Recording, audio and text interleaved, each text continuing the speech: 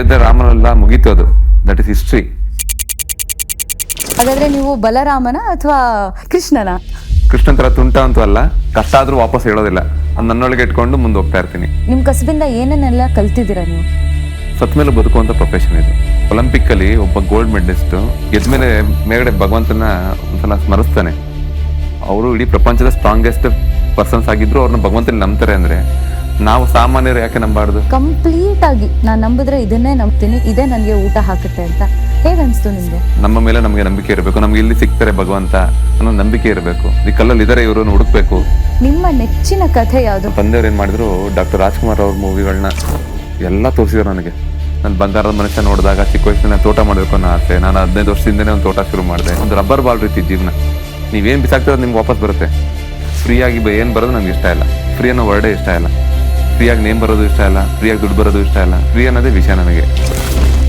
ನೀವು ಅಯೋಧ್ಯೆ ಅಂತ ಮಾತಾಡಿದ್ರೆ ಅಪ್ಪ ಏನ್ ಮಾತಾಡ್ಲಿ ಅನ್ನೋದು ನನಗೆ ಗೊತ್ತಾಗೋದಿಲ್ಲ. ನನಗೆ ಜನ ನೆನಪಿಸಾಗ್ಲೇ ಮಾತ್ರ ನೆನಪು ಬರೋದು, ಹೌದಾ ನಾನು ಮಾಡಿದ್ನ ಅದು ಅಂತ. ಅವರೇ ಆದೇಶ ಮಾಡಿದ್ರು ನಿಂದೆಲ್ಲ ವರ್ಕು ಅಂತ. ನನಗೆ ನಾನು ಮಾಡಿದ್ದೀನಿ ಅಂತ ಹೇಳೋದಿಲ್ವಲ್ಲ, ಅವ್ರು ಮಾಡಿಸ್ಕೊಂಡಿದ್ದಾರೆ ಅಂತಾನೆ ನನ್ಗೆ ಯಾವ್ದು ನಂಬಿಕೆ.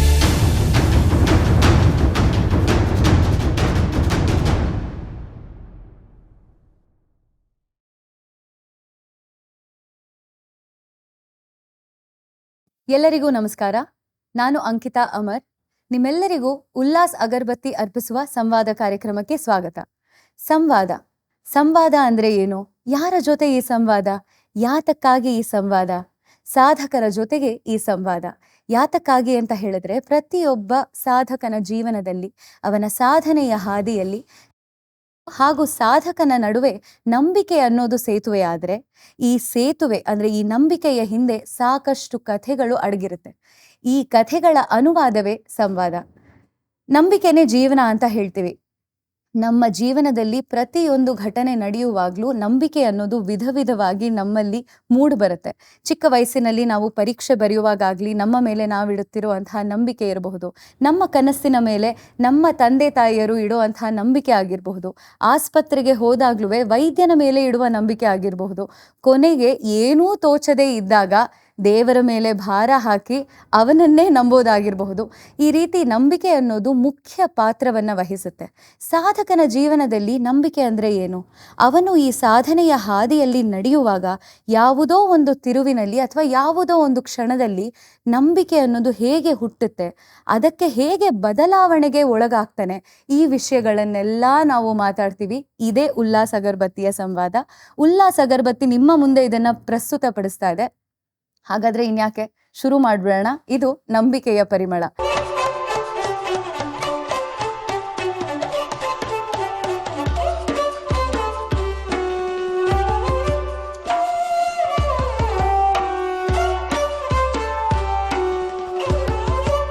ಇಂದಿನ ನಮ್ಮ ಸಂವಾದದ ಮೊದಲ ಸಂಚಿಕೆಯಲ್ಲಿ ನಮ್ಮ ಜೊತೆ ಒಬ್ಬ ವಿಶೇಷ ವ್ಯಕ್ತಿ ಇದ್ದಾರೆ.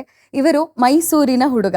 ಸಾಂಸ್ಕೃತಿಕ ನಗರಿ ಮೈಸೂರಿನಲ್ಲಿ ಇವರು ಹುಟ್ಟಿದ್ದು, ಬೆಳೆದದ್ದು, ಇವತ್ತು ನಮ್ಮ ಜೊತೆ ಸಂವಾದ ನಡೆಸ್ತಾ ಇರೋದು. ಜೊತೆಗೆ ಶಿಲ್ಪಕಲೆಯ ಮೇಲೆ ಇವರಿಗೆ ಒಲವು ಮೂಡಿದ್ದು ಸಹ ಇಲ್ಲೇ. ಮೈಸೂರು ಮಹಾರಾಜರ ಪ್ರತಿಮೆಯನ್ನ ಶುರು ಮಾಡಿ ಕೊನೆಗೆ ರಾಮಲಲ್ಲನ ಪ್ರತಿಮೆಯವರೆಗೂ ತಮ್ಮ ಕರ ಕೌಶಲ್ಯದಿಂದ ಹೆಸರುವಾಸಿಯಾಗಿದ್ದಾರೆ. ಬಹಳ ಸಂತೋಷ ಆಗುತ್ತೆ ಇವರ ಜೊತೆ ನಾವು ಈ ಕಾರ್ಯಕ್ರಮವನ್ನ ಶುರು ಮಾಡ್ತಾ ಇರೋದು. ಕಾರ್ಯಕ್ರಮಕ್ಕೆ ಸ್ವಾಗತ ಮಾಡ್ತೀನಿ. ನಮಸ್ಕಾರ ಅರುಣ್. ನಮಸ್ತೆ ಮೇಡಮ್. ನಮ್ಮ ಜೊತೆ ಅರುಣ್ ಯೋಗಿರಾಜ್ ಸರ್ ಇದ್ದಾರೆ. ಯಾವ ರೀತಿ ಇವರು ಹೆಸರುವಾಸಿ ಆಗಿದ್ದಾರೆ ಅನ್ನೋದು ನಮ್ಮೆಲ್ರಿಗೂ ಈಗ ಪರಿಚಯ ಆಗಿದೆ. ಅಯೋಧ್ಯೆಯ ರಾಮಲಲ್ಲನ ಕೆತ್ತನೆ ಮಾಡಿರೋದು ನಮ್ಮನೆ ಹುಡುಗನ ಅಂತ ನಮ್ಗೆಲ್ಲ ಅನ್ಸಿರೋದು ಇದೆ. ಇದ್ರ ಬಗ್ಗೆ ಮಾತಾಡ್ತೀನಿ ಸರ್. ನಾನು ಕೂಡ ಅಯೋಧ್ಯೆಗೆ ಹೋಗಿದ್ದೀನಿ. ನನಗಾದಂಥ ಒಂದು ಅನುಭವ ಅಥವಾ ಎಕ್ಸ್ಪೀರಿಯನ್ಸ್ ಅನ್ನೋದು ಏನ್ ಹೇಳ್ತಾರಲ್ವ, ತುಂಬಾನೇ ವಿಭಿನ್ನವಾಗಿದೆ. ಇದ್ರ ಬಗ್ಗೆ ಮಾತಾಡ್ತೀನಿ. ಆದ್ರೆ ಇದರ ಹಿಂದೆ ಇರೋ ಅಂಥ ಸರಸ್ವತಿ ಪುತ್ರನ ಬಗ್ಗೆ ಮಾತಾಡ್ಬೇಕು. ಬಸವಣ್ಣನ ಬಳುವಳಿಯಿಂದ ಬೆಳೆದಂಥ ಪುತ್ರನ ಬಗ್ಗೆ ಮಾತಾಡ್ಬೇಕು. ಕೇಳ್ಪಟ್ಟೆ ಮನೆಯಲ್ಲಿ ನೀವು 3ನೇ ಮಗ. ಹೌದು. ಚಿಕ್ಕವನು. ಹೌದು, ನಾನೇ ಕೊನೆಯವನು. ಹಾಗಾದ್ರೆ ನೀವು ಬಲರಾಮನ ಅಥವಾ ಪುಟ್ಟ ಏನಂತ ಹೇಳ್ತಾರೆ, ಕೃಷ್ಣನ? ನಾನು ಒಂಥರ ಏನ್ ಹೇಳ್ಬೇಕು ಅಂದ್ರೆ, ಕೃಷ್ಣನ್ ತರ ತುಂಟ ಅಲ್ಲ ನಾನು. ಓಕೆ. ಮೊದ್ಲಿಂದನೂ ಬಹಳ ಸೈಲೆಂಟ್. ಎಲ್ಲಾರ್ಗು ಎದುರು ಮಾತಾಡೋದು ಅವೆಲ್ಲ ಏನಿಲ್ಲ ಜೀವನದಲ್ಲಿ. ಎಲ್ಲರಿಗೂ ನಾವೇನ್ ಮಾಡ್ತೀನಿ, ಏನ್ ಹೇಳಿದ್ರು ಕೇಳ್ತೀನಿ. ಅದು ಕಷ್ಟ ಆದ್ರೂ ವಾಪಸ್ ಹೇಳೋದಿಲ್ಲ. ನನ್ನೊಳಗೆ ಇಟ್ಕೊಂಡು ಮುಂದೆ ಹೋಗ್ತಾ ಇರ್ತೀನಿ. ಸೊ ಒಂಥರ ಏನ್ ಹೇಳ್ಬೋದು, ಕೃಷ್ಣನ್ ತರ ತುಂಟ ಅಂತೂ ಅಲ್ಲ, ಒಬ್ಬ ಸಾಮಾನ್ಯ ಹುಡುಗ. ಹೌದು. ನಮ್ಮ ಮನೆಯಲ್ಲಿ. ನಿಮ್ಮ ಬಾಲ್ಯ ದಿನಗಳು ಹೇಗಿತ್ತು ಹಾಯ್ದು? ಅಂದ್ರೆ ನಿಮ್ಮ ಮನೆಯಲ್ಲಿ ಇದ್ದಂತಹ ವಾತಾವರಣ ಆಗಿರಬಹುದು. ನಮ್ಮ ಮನೆ ಇದು ಒಟ್ಟು ಕುಟುಂಬ ಇದು. ಹ್ಮ್. ಸುಮಾರು ಒಂದು 20-25 ಜನ ಯಾವಾಗ್ಲೂ ಇರುವಂತ ಮನೆ. ಹ್ಮ್. ನಮ್ಮ ತಂದೆಯವರು ಆ, ಒಂದು ರೀತಿ ನಮಗೆ ಇನ್ಸ್ಪೆಕ್ಟರ್ ಇದ್ದಂಗೆ ಮನೆಯಲ್ಲಿ. ಓಕೆ. ಸೊ ಚಿಕ್ಕ ವಯಸ್ಸಿನಲ್ಲಿ ತಂದೆಯವರು ಬರುವ ಗ್ರಾಹಕರ ಜೊತೆ ಸ್ವಲ್ಪ ಮೇಲು ಧ್ವನಿಯಲ್ಲಿ ಮಾತಾಡ್ತಿದ್ರು ಯಾವಾಗ್ಲೂ. ನಮ್ಗೆ ಅದು ಕೇಳಿದ್ರೆ ಭಯ ಆಗ್ತಿತ್ತು. ಹ್ಮ್ ಹ್ಮ್ ಹ್ಮ್. ಸೊ ತಂದೆಯಿಂದ ಸಾಕಷ್ಟು ದೂರ ಇರ್ತಿದ್ದೆ ಯಾವಾಗ್ಲೂ. ಓಕೆ. ಬಟ್ ಹೋಗ್ತಾ ಹೋಗ್ತಾ ದೊಡ್ಡವರಾಗ್ತಾ ಆಗ್ತಾ ಅದೆಷ್ಟು ಕ್ಲೋಸ್ ಆದ್ವಿ ಅನ್ನೋದು ಮೋಸ್ಟ್ಲಿ ಅವರು ನಮಗೆ ಕೊಟ್ಟ ಫ್ರೀಡಮ್. ಆ ಫ್ರೀಡಮ್ ಜೊತೆಗೆ ಜವಾಬ್ದಾರಿನೂ ಜೊತೆಯಲ್ಲಿ ಬಂತು. ಹ್ಮ್ ಹ್ಮ್ ಸೊ ಒಟ್ಟು ಕುಟುಂಬದಲ್ಲೇ ಬೆಳೆದಿದ್ದು. ಅದರಿಂದ ಒಂದು ದೊಡ್ಡ ಅಡ್ವಾಂಟೇಜ್ ಏನಂದ್ರೆ ನಮಗೆ ನನ್ನ ಈ ಒಂದು ಕರಿಯರ್ಲಿ ನಾನು ಅನ್ಕೊಳ್ಳೋದು ಒಂದು ತಾಳ್ಮೆ ಆಗಿರ್ಬೋದು. ಹ್ಮ್ ಆ, ನಮಗೆ ಬದುಕೋ ಒಂದು ಏನಂತೀವಿ ಆ, ಏನಂತೀವಿ ಬದುಕೋ ಅನ್ನೋ ಛಲನ ನಮಗೆ ಕೊಡುತ್ತೆ. ಹ್ಮ್ ಹ್ಮ್ ನಮ್ಗೆ ಇಂಥದ್ದೇ ಬೇಕು, ನಮಗೆ ಸ್ಪೆಷಲ್ ಕೇರಿಂಗ್ ಥರ ಏನಿರೋದಿಲ್ಲ ಮನೇಲಿ. ಸಾಮಾನ್ಯವಾಗಿ ಬೀಳುತ್ತೆ. ಆಮೇಲೆ ನಾರ್ಮಲಿ ಏನಾಗುತ್ತೆ, ಬೆಳಿಗ್ಗೆ ಎತ್ಕೊಂಡು ಏನು ತಿಂಡಿ ಬೇಕು ಅಂತ ಕೇಳ್ತಾರೆ. ಹ್ಮ್. ನನಗೆ ನನ್ನ ಜೀವನದಲ್ಲಿ ಏನು ತಿಂಡಿ ಬೇಕು ಅಂತ ನಾನು ಯಾವ್ದವ್ರಿಗೆ ಯಾರು ಕೇಳೇ ಕೇಳೇ ಇಲ್ಲ. ಇಲ್ಲ. ಆಗ ಎಷ್ಟೊಂದ್ಸಲ ಹೋಟೆಲ್ಗೆ ಹೋದಾಗಲೂ ಕಷ್ಟ ಆಗುತ್ತೆ ನನಗೆ. ನಿಮ್ಗೆ ಏನು ಬೇಕು ಅಂದ್ರೆ ನನಗೆ ಕಷ್ಟ ಆಗ್ಬಿಡುತ್ತೆ. ಆರ್ಡರ್ ಮಾಡಕ್ಕಾಗಲ್ಲ. ಯಾರಾದ್ರೂ ಏನಾದ್ರು ಹೇಳಿದ್ರೆ ಅದನ್ನ ತಿನ್ಕೊಂಡು ಹೋಗೋದು. ಸೊ ಈ ರೀತಿ ಒಟ್ಟು ಕುಟುಂಬದಲ್ಲಿ ಬೆಳಿತೀನಿ. ಎಲ್ಲರ ಜೊತೆ ಒಂದು ಒಳ್ಳೆ ಬಾಂಧವ್ಯ. ನನಗೆ ಇರೋರೆಲ್ಲ ಆ, ಒಂದು ಒಳ್ಳೆಯ ಪ್ರೀತಿ. ಯಾಕಂದ್ರೆ ತುಂಬಾ ಸೈಲೆಂಟ್ ಹುಡುಗ ಅಲ್ಲ, ನಾನು ತುಂಟ ಮಾಡಲ್ಲ. ಎಲ್ಲರೂ ನನಗೆ ತುಂಬಾ ಪ್ರೀತಿಯಿಂದ ನೋಡ್ಕೊಂತಿದ್ರು. ಹ್ಮ್. ನಾನು ಅಷ್ಟೇ ಪ್ರೀತಿಯಿಂದ ಎಲ್ಲಾರನ್ನೂ ಈಗ್ಲೂ ನನಗೆ ಒಬ್ರು ತಾಯಿನಕ್ಕಿಂತ ಎಲ್ಲ ಇದ್ದ ನಮ್ಮ ಚಿಕ್ಕಮ್ಮಂದಿರು ಎಲ್ಲ ತಾಯಿ ರೀತಿನೇ. ನಮ್ಮ ತಂದೆ ಜೊತೆಗೆ ಚಿಕ್ಕಪ್ಪದಿರು ಒಟ್ಟು ಕುಟುಂಬ. ಜಸ್ಟ್ ಲೈಕ್ ಈಗಲೂ ಸಹ ಇನ್ನ ಒಟ್ಟು ಕುಟುಂಬದಲ್ಲೇ ಇದ್ದೀವಿ ಇನ್ನ. ಹ್ಮ್ ಹ್ಮ್ ವೆರಿ ನೈಸ್. ಅಂದ್ರೆ ನಿಮ್ಮ ಶಿಕ್ಷಣ ಎಲ್ಲ ಎಲ್ಲಿ? ಮೈಸೂರಿನಲ್ಲೇ ನಡೀತಾ? ನನ್ನ ಶಿಕ್ಷಣ ಬಂದು ಮೊದಲು JSS ಬಾಲ್ಜಿಗತ್ ಹ್ಮ್ ನಲ್ಲಿ ನನ್ನ ಪ್ರೈಮರಿಯಿಂದ ಹಿಡಿದು ಹೈಸ್ಕೂಲ್ ಎಲ್ಲ ಬಾಲ್ಜಿಗತ್ ಸ್ಕೂಲ್ನಲ್ಲಿ ಆಗುತ್ತೆ. ಹ್ಮ್ ಅಲ್ಲೂ ಸಹ ಇದೇ ಒಪಿನಿಯನ್, ಹ್ಮ್ ಸೈಲೆಂಟ್ ಹುಡುಗ. ಆದ್ರೆ ನೋಟ್ಬುಕ್ ಅಲ್ಲಿ ಡ್ರಾಯಿಂಗ್ ಬರೆಯೋ ಅಭ್ಯಾಸ. ವಾ. ಅದರಿಂದ ಅದೊಂದು ಕಂಪ್ಲೇಂಟ್ ಮನೆಗೆ ಬರ್ತಿತ್ತು ಯಾವಾಗ್ಲೂ. ಇವನು ಯಾವ ನೋಟ್ಬುಕ್ ಕಾಲಿಡೋಲ್ಲ, ಇವರು ಹಿಂದೆಲ್ಲ ತುಂಬಾ ಬರೀತಾನೆ, ಇದು ಸರಿ ಇಲ್ಲ ಅಂತ ನಮ್ಮ ತಾಯಿಗೆ ಕರ್ಕೊಬಂದು ಹೇಳಿದ್ರು. ಹ್ಮ್ ನಮ್ಮ ತಾಯಿ ಅವ್ರು ಎಷ್ಟು ಬೈದ್ರು ಅದ್ರ ಹಂಗೆ ಡ್ರಾಯಿಂಗ್ ಬರೀತಾನೆ, ನಾವೇನು ಮಾಡಕ್ ಆಗ್ತಿಲ್ಲ ಅಂತ ನಮ್ಮ ತಾಯಿ ರಿಪ್ಲೈ ಮಾಡ್ತಿದ್ರು. ಸೊ ಹೀಗೆ ಸ್ಕೂಲ್ನಲ್ಲಿ ಓದಿನ ಕಡೆನೂ ಹೆಚ್ಚಿನ ಗಮನ, ಜೊತೆಗೆ ಆಟದ ಕಡೆನೂ ನಾನು ಆ, ಒಂದು ಇಂಪಾರ್ಟೆನ್ಸ್ನ ಕೊಟ್ಟಿದ್ದೆ ನನ್ನ ಸ್ಕೂಲ್ ಡೇಸಲ್ಲಿ. ಹ್ಮ್ ಹ್ಮ್ ಹ್ಮ್ ವಾಲಿಬಾಲ್ನ ಆಡ್ತಾ ಇದ್ದೆ. ನಂತರ ಸ್ಕೂಲ್ ಡೇಸ್ ಮುಗಿದ ಕೂಡಲೇ ನಾನು ಪ್ರೊಫೆಷನಲ್ ಆಗಿ ಆಡಬೇಕು ಅಂತೇಳಿ ನಾನು ಯೂನಿವರ್ಸಿಟಿ ಕೋಚ್ಗಳಿಗೆ ಹೋಗಿರ್ತೀನಿ. ನ್ಯಾಷನಲ್ಸ್ ವಾಲಿಬಾಲ್ ಆಡ್ತೀನಿ, ಜೊತೆಗೆ ಮೈಸೂರು ಯೂನಿವರ್ಸಿಟಿ ರೆಪ್ರೆಸೆಂಟ್ ವಾವ್. ಮಾಡ್ತೀನಿ. ಸೊ ಏನು ಕೆಲಸ ಮಾಡಿದ್ರು ನಾನು ತುಂಬ ಡಿಸಿಪ್ಲಿನ್ ಮಾಡೋದು ಅಭ್ಯಾಸ ನನಗೆ ಮೊದಲಿಂದನೂ. ನಂದು ಚಿಕ್ಕ ವಯಸ್ಸು ಫೋಟೋಸ್ಗಳು ನೋಡಿದ್ರೆ ನೀವು ಎಲ್ಲ ನೋಡ್ಬೋದು. ನಾನು ಅಟೆನ್ಷನ್ ಪೊಸಿಷನಲ್ಲಿ ಆರ್ಮಿ ಆಫೀಸರ್ ಎಲ್ಲ ಕಡೆನೂ ನನಗೆ ಅದೊಂದು ಗೊತ್ತಿಲ್ಲ. ಚಿಕ್ಕ ವಯಸ್ಸಿನ ಡಿಸಿಪ್ಲಿನ್ ಸ್ವಲ್ಪ ತುಂಬ ಇಷ್ಟಪಡ್ತೀನಿ. ಯಾವುದೇ ಒಂದು ವಿಷಯದಲ್ಲಿ ಆಗಲಿ 100%ಗಿಂತ ಜಾಸ್ತಿ ಕೊಡೋದು ಅಭ್ಯಾಸ ನನಗೆ ಚಿಕ್ಕ ವಯಸ್ಸಿಂದನೂ. ಅದೇ ಈಗಲೂ ಕಂಟಿನ್ಯೂ ಆಗ್ತಾ ಇದೆ. ಅದೇ ಈ ಡಿಸಿಪ್ಲಿನ್ ಬಗ್ಗೆ ಮಾತಾಡೋದಾದ್ರೆ ಇದು ಹೆಂಗೆ? ಇದು ದೈವದತ್ತನ ಅಥವಾ ತಂದೆ ತಾಯಿಯರ ಜೆನೆಟಿಕ್ ಅಂತ ಅಂದ್ರೆ ಹೆರಿಡಿಟಿ ಅಂತ ಹೇಳ್ತಾರಲ್ಲ ಹಾಗೆ ನನಗೆ ಬಂದಿರೋದಾ? ಗೊತ್ತಿಲ್ಲ ನನಗೆ ಇದು ಟೆಂಪರ್ಮೆಂಟ್ ಹೇಗೆ ನನಗೆ ಇಷ್ಟೊಂದು ಬಂತು ಅಂತ. ಹಾ. ನನಗೆ ಯಾರು ಹೇಳಿದ್ರು ಅಷ್ಟು ಕೋಪ ಆಗಲ್ಲ. ಯಾವುದೂ ಅಷ್ಟು ಸಡನ್ ಆಗಿ ನಾನು ಎಕ್ಸೈಟ್ಮೆಂಟ್ ಆಗಲಿ ತಗೊಳ್ಳೋದು. ಖುಷಿನಾಗಲಿ ಯಾವುದೂ ಅಷ್ಟು ಏರುಪೇರು ಆಗಲ್ಲ ನಂದು. ತುಂಬಾ ಏನು ಮಾಡಿದ್ರೆ ನಾನು ಕೆಲಸ ಮುಗಿದ್ಮೇಲೆ ಅದು ಮರ್ತು ಬಿಡ್ತೀನಿ. ಅದನ್ನ ಹ್ಮ್ ಹ್ಮ್ ಯಾವ್ದನ್ನು ಕ್ಯಾರಿ ಮಾಡಲ್ಲ. ಈಗ ನೋಡಿ ಏನೋ ದೊಡ್ಡ ಕೆಲಸ ಮಾಡಿದೀನಿ ನಾನು, ಅದು ನನ್ನ ತಲೆಯಲ್ಲಿ ಮರ್ತೋಗಿರುತ್ತೆ. ನನಗೆ ಜನ ನೆನಪಿಸಾಗ್ಲೇ ಮಾತ್ರ ನೆನಪು ಬರೋದು, ಹೌದಾ ನಾನು ಮಾಡಿದ್ನ ಅದು ಅಂತ. ಹ್ಮ್ ಹ್ಮ್ ಹ್ಮ್ ಒಂದೊಂದ್ಸಲ ಒಳ್ಳೇದಾಗುತ್ತೆ ಮರುವಿಂದ, ಬಟ್ ಒಂದೊಂದ್ಸಲ ಕೆಟ್ಟದಾಗುತ್ತೆ. ಒಂದೊಂದ್ಸಲ ಸ್ಕೂಲ್ ಏನೋ ಟಿಫನ್ ಬಾಕ್ಸ್ ಡೈಲಿ ಇಟ್ಟಿರ್ತಾರೆ, ಮರ್ತಿ ಬಂದ್ಬಿಡ್ತೀನಿ ಹ್ಮ್ ಮರುವಿಂದಾಗಿ. ಒಂದೊಂದ್ಸಲ MBA ಏನಂತ ಕೌನ್ಸಿಲಿಂಗ್ ಹೋಗಿರ್ತೀನಿ, ಅಲ್ಲಿ ಸ್ಟಡಿ ಸರ್ಟಿಫಿಕೇಟ್ ಮರ್ತೊಟ್ಟೋಗಿರ್ತೀನಿ. ಹಾ. ಸೊ ಏನಂತಾರೆ ಮರುವಿನಿಂದ ಜಾಸ್ತಿ ಉಪಯೋಗನೇ ಆಗ್ತದೆ, ಮಧ್ಯದಲ್ಲಿ ಸ್ವಲ್ಪ ತೊಂದರೆಗಳಾಗುತ್ತೆ. ಬಟ್ ಮರುವು ತುಂಬ ಒಳ್ಳೇದು ನನಗೆ, ಯಾಕಂದರೆ ಯಾವುದನ್ನು ನಾವು ಜಾಸ್ತಿ ಕ್ಯಾರಿ ಮಾಡಬಾರ್ದು ಅಂತ. ಕರೆಕ್ಟ್. ಆಗೇನಾಗುತ್ತೆ, ನಾವು ನಾರ್ಮಲ್ ಆಗೇ ಇರ್ತೀವಿ, ಹ್ಮ್ ಯಾವುದು ಒಳಗೆ ಹೋಗಲ್ಲ. ಯಾರೋ ಒಂದು ಅಪ್ರಿಷಿಯೇಷನ್ ಮಾಡ್ತಾರೆ, ಅದು ಮರ್ತೋಗಿರುತ್ತೆ. ಹೌದು. ಈಗ ಅಯೋಧ್ಯೆ ಆದ್ಮೇಲೆ ಎಷ್ಟೊಂದು ಫೆಸಿಲಿಟೇಷನ್ ಹೋಗ್ತಿರ್ತೀನಿ, ಬಟ್ ಅದರಲ್ಲಿ ಮರ್ತೋಗಿದೆ ನನಗೆ. ಹಾ. ಈಗ ನಿಮ್ಮ ಮುಂದೆ ಕೂತಿದ್ದೀನಿ, ನೀವು ಮಾತಾಡ್ತಿದ್ರೆ ಮಾತಾಡಿ ಹೋಗ್ಬೇಕು, ಇಷ್ಟೇ ನನ್ನ ಜವಾಬ್ದಾರಿ. ಸೊ ಈ ರೀತಿ ಆಗಿದೆ. ಬಟ್ ಮೋಸ್ಟ್ಲಿ ಟೆಂಪರ್ಮೆಂಟ್ ನನಗೆ ಈ ಒಂದು ಒಟ್ಟು ಕುಟುಂಬದಿಂದಾಗಿ ಬಂತು ಅಂತ ಅನ್ಸುತ್ತೆ. ಹ್ಮ್. ಕೆಲವೊಮ್ಮೆ ಹೇಳ್ತಾರೆ ಬೇರೆ ಯಾರಿಗೂ ಬಂದಿಲ್ಲ, ಇನ್ನೊಬ್ಬಂಗೆ ಯಾಕೆ ಬಂದಿದೆ ಅಂತ. ನನಗೆ ಅದಕ್ಕೆ ಉತ್ತರ ಇಲ್ಲ. ಓಕೆ. ಸೊ ನಮ್ಮ ತಾತ ಅವ್ರ ನಂಬಿಕೆ, ಚಿಕ್ಕ ವಯಸ್ಸಿನಲ್ಲಿ ಇವನು ಕಲಿತಾನೆ ಅಂತ. ಎಸ್ಪೆಷಲಿ ಈ ಒಂದು ಕಲ್ಲಿನ ಜೊತೆಗೆ ನಮಗೆ ಟೆಂಪರ್ಮೆಂಟ್ ಅಂದರೆ ಈ ತಾಳ್ಮೆ ಬಹಳ ಮುಖ್ಯ ಆಗಿರುತ್ತೆ. ಹೌದು. ಇದು ಸಮಯದ ಜೊತೆ ಹೋಗುವಂಥ ಒಂದು ಪಯಣ. ಇದು ತುಂಬ ಟೈಮ್ ಓರಿಯೆಂಟೆಡ್. ಹ್ಮ್ ಹ್ಮ್ ನಿಮಗೆ ಅದೇ ನಂಬಿಕೆ, ನೀವು ಹೇಳಿದ್ರಲ್ಲ, ನಮ್ಮ ಮೇಲೆ ನಮಗೆ ನಂಬಿಕೆ ಇರಬೇಕು. ನಮ್ಗೆ ಇಲ್ಲಿ ಸಿಗ್ತಾರೆ ಭಗವಂತ ಅನ್ನೋ ನಂಬಿಕೆ ಇರಬೇಕು. ಈ ಕಲ್ಲಲ್ಲಿ ಇದ್ದಾರೆ, ಇವ್ರನ್ನ ಹುಡುಕ್ಬೇಕು. ಅದಕ್ಕೆ ನಾನೇ ಎಷ್ಟು ಡಿಸಿಪ್ಲಿನ್ ಆಗಿರಬೇಕು. ಹೌದು ನಾನೇನು ಹೆಂಗೋ ಇದ್ರೆ ಆಗ್ಬಿಡ್ತಾ ಈ ಕೆಲಸ ಇಲ್ಲ. ಇದ್ರಲ್ಲಿ ಏನೋ ಡಿಸಿಪ್ಲಿನ್ ಇದೆ. ನಮ್ಮ ಹಿಂದಿನವ್ರು ಹೇಗಿದ್ರು, ನಾನು ನಮ್ಮ ತಂದೆಯವ್ರನ್ನ ಕೇಳ್ಕೊಂತಾ ಇದ್ದೆ. ನಮ್ಮ ತಾತನವರ ಗುರುಗಳು ಶಿಲ್ಪಿ ಸಿದ್ಧಲಿಂಗ ಸ್ವಾಮಿಗಳಂತ. ಹ್ಮ್. ನಮ್ಮ ತಂದೆಯವರು ಯಾವಾಗಲೂ ಅವರು ರಾತ್ರಿ ಹೊತ್ತು ಕೆಲಸ ಮಾಡ್ತಿದ್ರು ನೈಟ್. ಹ್ಮ್. ಆಗ ಲೈಟ್ ಇಟ್ಕೊಬೇಕಾಗಿರುತ್ತೆ, ಒಬ್ರು ಹೆಲ್ಪರ್ ಬೇಕಾಗಿರುತ್ತೆ. ಕೆಲಸರೆಲ್ಲ ಹೊರ್ಟೋಗ್ತಿದ್ರು. ಆಗ ನನ್ನನ್ನು ಕರ್ಕೊಂತಿದ್ರು. ಬಾ ಇಲ್ಲಿ ಲೈಟ್ ಇಟ್ಕೊ, ನನಗೆ ಕೆಲಸ ಮಾಡಬೇಕು, ಮುಖ ಎಲ್ಲ ಮಾಡಬೇಕು ಅಂತ. ಆಗೇನು ಮಾಡ್ತಿದ್ರು, ನನಗೆ ಕತೆಗಳು ಹೇಳ್ತಾ ಇದ್ರು ಅವರು. ನಿಮ್ಮ ತಾತ ಎಷ್ಟು ಚೆನ್ನಾಗಿ ಕೆಲಸ ಮಾಡ್ತಿದ್ರಂತೆ. ಹ್ಮ್. ಅವರು ರಾತ್ರಿ ಅರಮನೆಯಲ್ಲಿ ಮೊದಲು ಕೆಲಸ ಮಾಡ್ತಿದ್ರು. ಗಾಯತ್ರಿ ದೇವಸ್ಥಾನದ ವಿಗ್ರಹ ಮಾಡಬೇಕಾದ್ರೆ ಮಹಾರಾಜರು ಬಂದು ನಿಂತಿದ್ರಂತೆ. ನಿಂತು ನೋಡ್ತಾ ಇದ್ರು, ನಮ್ಮ ತಾತನಿಗೆ ಗಮನ ಇಲ್ವಂತೆ. ಅವರು ಸ್ವೆಟ್ಟಿಂಗ್ ಆಗ್ತಿದ್ರೆ ಅಂತ ಫ್ಯಾನ್ ಆನ್ ಮಾಡ್ತಾರಂತೆ ಮಹಾರಾಜರೇ. ಹಾ. ಆಗ ಅಲ್ಲಿ ಕೆಲಸದವ್ರಿಗೆ ಕೊಡೋಕೆ ಅಂತ ದುಡ್ಡು ಇಟ್ಟಿರ್ತಾರೆ, ₹1 ₹2 ನೋಟ್ಗಳಾಗ. ಹ್ಮ್. ಹ್ಮ್. ಆ ನೋಟ್ ಆರ್ದಾಗ ನಮ್ಮ ತಾತನವರಿಗೆ ಮಹಾರಾಜರು ಬಂದಿದ್ದಾರೆ ಅಂತ ಗೊತ್ತಾಯ್ತಂತೆ. ಅದು ಮಧ್ಯರಾತ್ರಿ 2 ಗಂಟೆಯಲ್ಲಿ. ಈ ಒಂದು ಸನ್ನಿವೇಶಗಳು ಇದೇ ರೀತಿ ಕತೆಗಳನ್ನ ಹೇಳ್ತಾ ಇದ್ರು ನನಗೆ ಯಾವಾಗ್ಲೂ. ನಮ್ಮ ತಾತನವರ ಗುರುಗಳು ಶಿಲ್ಪಿ ಸಿದ್ಧಲಿಂಗ ಸ್ವಾಮಿಗಳು ಅಂದ್ಬಿಟ್ಟು. ಹ್ಮ್. ಹ್ಮ್. ಹ್ಮ್. ಅವರು ರಾಜುಗಳಾಗಿದ್ರು ಮೈಸೂರು ಹ್ಮ್. ಸಂಸ್ಥಾನಕ್ಕೆ. ಹ್ಮ್. ಹ್ಮ್. ಅವರ ಕೆಳಗೆ ನಮ್ಮ ತಾತ 25 ವರ್ಷ ಅಭ್ಯಾಸ ಮಾಡ್ತಾರೆ. ಹ್ಮ್. ಅವ್ರು ಹೇಗಿದ್ರು, ಅವ್ರ ಡಿಸಿಪ್ಲಿನ್ಸ್ ಏನು, ಅವ್ರ ಫುಡ್ ಹ್ಯಾಬಿಟ್ಸ್ ಏನು, ನನಗೆ ಇದ್ರ ಬಗ್ಗೆ ಕುತೂಹಲ ಜಾಸ್ತಿ ಆಗ್ತಾ ಹೋಯ್ತು. ನಮ್ಮ ತಂದೆ ಈಗ ಕೇಳೋರಿದ್ರೆ ಹೇಳೋರು ಇರ್ತಾರಲ್ವಾ, ಹ್ಮ್. ಹ್ಮ್. ಮೊದಲು ನಾನು ಕೇಳ್ತಾ ಇದ್ದೆ, ಲಿಸ್ನರ್ ಆಗಿದ್ದೆ. ಅವ್ರು ಏನು ಹೇಳ್ತಿದ್ರು ಆ ಥರ ಹೇಳಿದಾಗ ನಾನು ಕೆಲವೊಮ್ಮೆ ನಾನೇ ಹೌದಾ ನಾನು ಹಿಂಗೆ ಆಗ್ಬೇಕಲ್ಲ ಒಂದು ಜೀವನದಲ್ಲಿ, ಹಾ. ಇಷ್ಟೊಂದು ಗೌರವ ಇದೆ ಈ ಕೆಲಸಕ್ಕೆ, ಏನು ಈ ಕೆಲಸ ಏನು, ಏನು ಶಾಸ್ತ್ರ ಅಂದ್ರೆ ಏನು, ಏನಕ್ಕೆ ನಾವು ಮಾಡಿದ ವಿಗ್ರಹನ ಪೂಜೆ ಯಾಕೆ ಮಾಡ್ತಾರೆ ದೇವ್ರು ಅಂತ, Correct. ಯಾಕೆ ಇವೆಲ್ಲ ಏನು ಅಂತ ನನಗೆ ತುಂಬ ಕ್ಯೂರಿಯಾಸಿಟಿ ಚಿಕ್ಕ ವಯಸ್ಸಿಂದನೇ ಶುರು ಆಗ್ಬಿಡ್ತು ಅಪ್ಪನ ಜೊತೆ. ಕತೆ ಕೇಳ್ತಾ ಕೇಳ್ತಾ ನಾನು ಹಿಂಗೆ ಆಗಬೇಕು ಅಂತ ಮನಸ್ಸಿನಲ್ಲಿ ಚಿಕ್ಕ ವಯಸ್ಸಿನಲ್ಲೇ ಫಿಕ್ಸ್ ಆಗ್ಬಿಟ್ಟಿತ್ತು. ಹ್ಮ್. ಬಟ್ ನಮ್ಮ ತಂದೆ ಒಂದು ಹೇಳ್ತಿದ್ರು, ಓದೋ ಸಮಯದಲ್ಲಿ ಓದಬೇಕು, ಹ್ಮ್.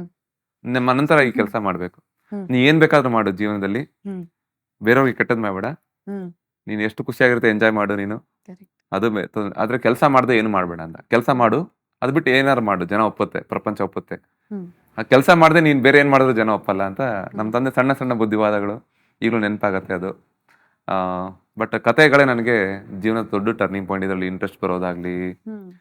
ಅವ್ರು ಕತೆ ಹೇಳ್ತಾರೆ, ನಾನು ಆ ಪೊಸಿಷನ್ಲಿ ನಿಂತ್ಕೊಂಡು ಯೋಚನೆ ಮಾಡ್ತಿದ್ದೆ, ಹೌದಾ ನಾನೇ ಈಗ ನಮ್ಮ ತಾತ, ನನ್ನ ಮಹಾರಾಜರು ನೋಡ್ತಾ ಇದ್ದಾರಾ, ಈ ರೀತಿ ನಾನು ಸ್ವಲ್ಪ ಕತೆಲಿ ಜಲ್ದಿ ಇನ್ಫ್ಲೂಯೆನ್ಸ್ ಆಗ್ಬಿಡ್ತೀನಿ. ಹಾ.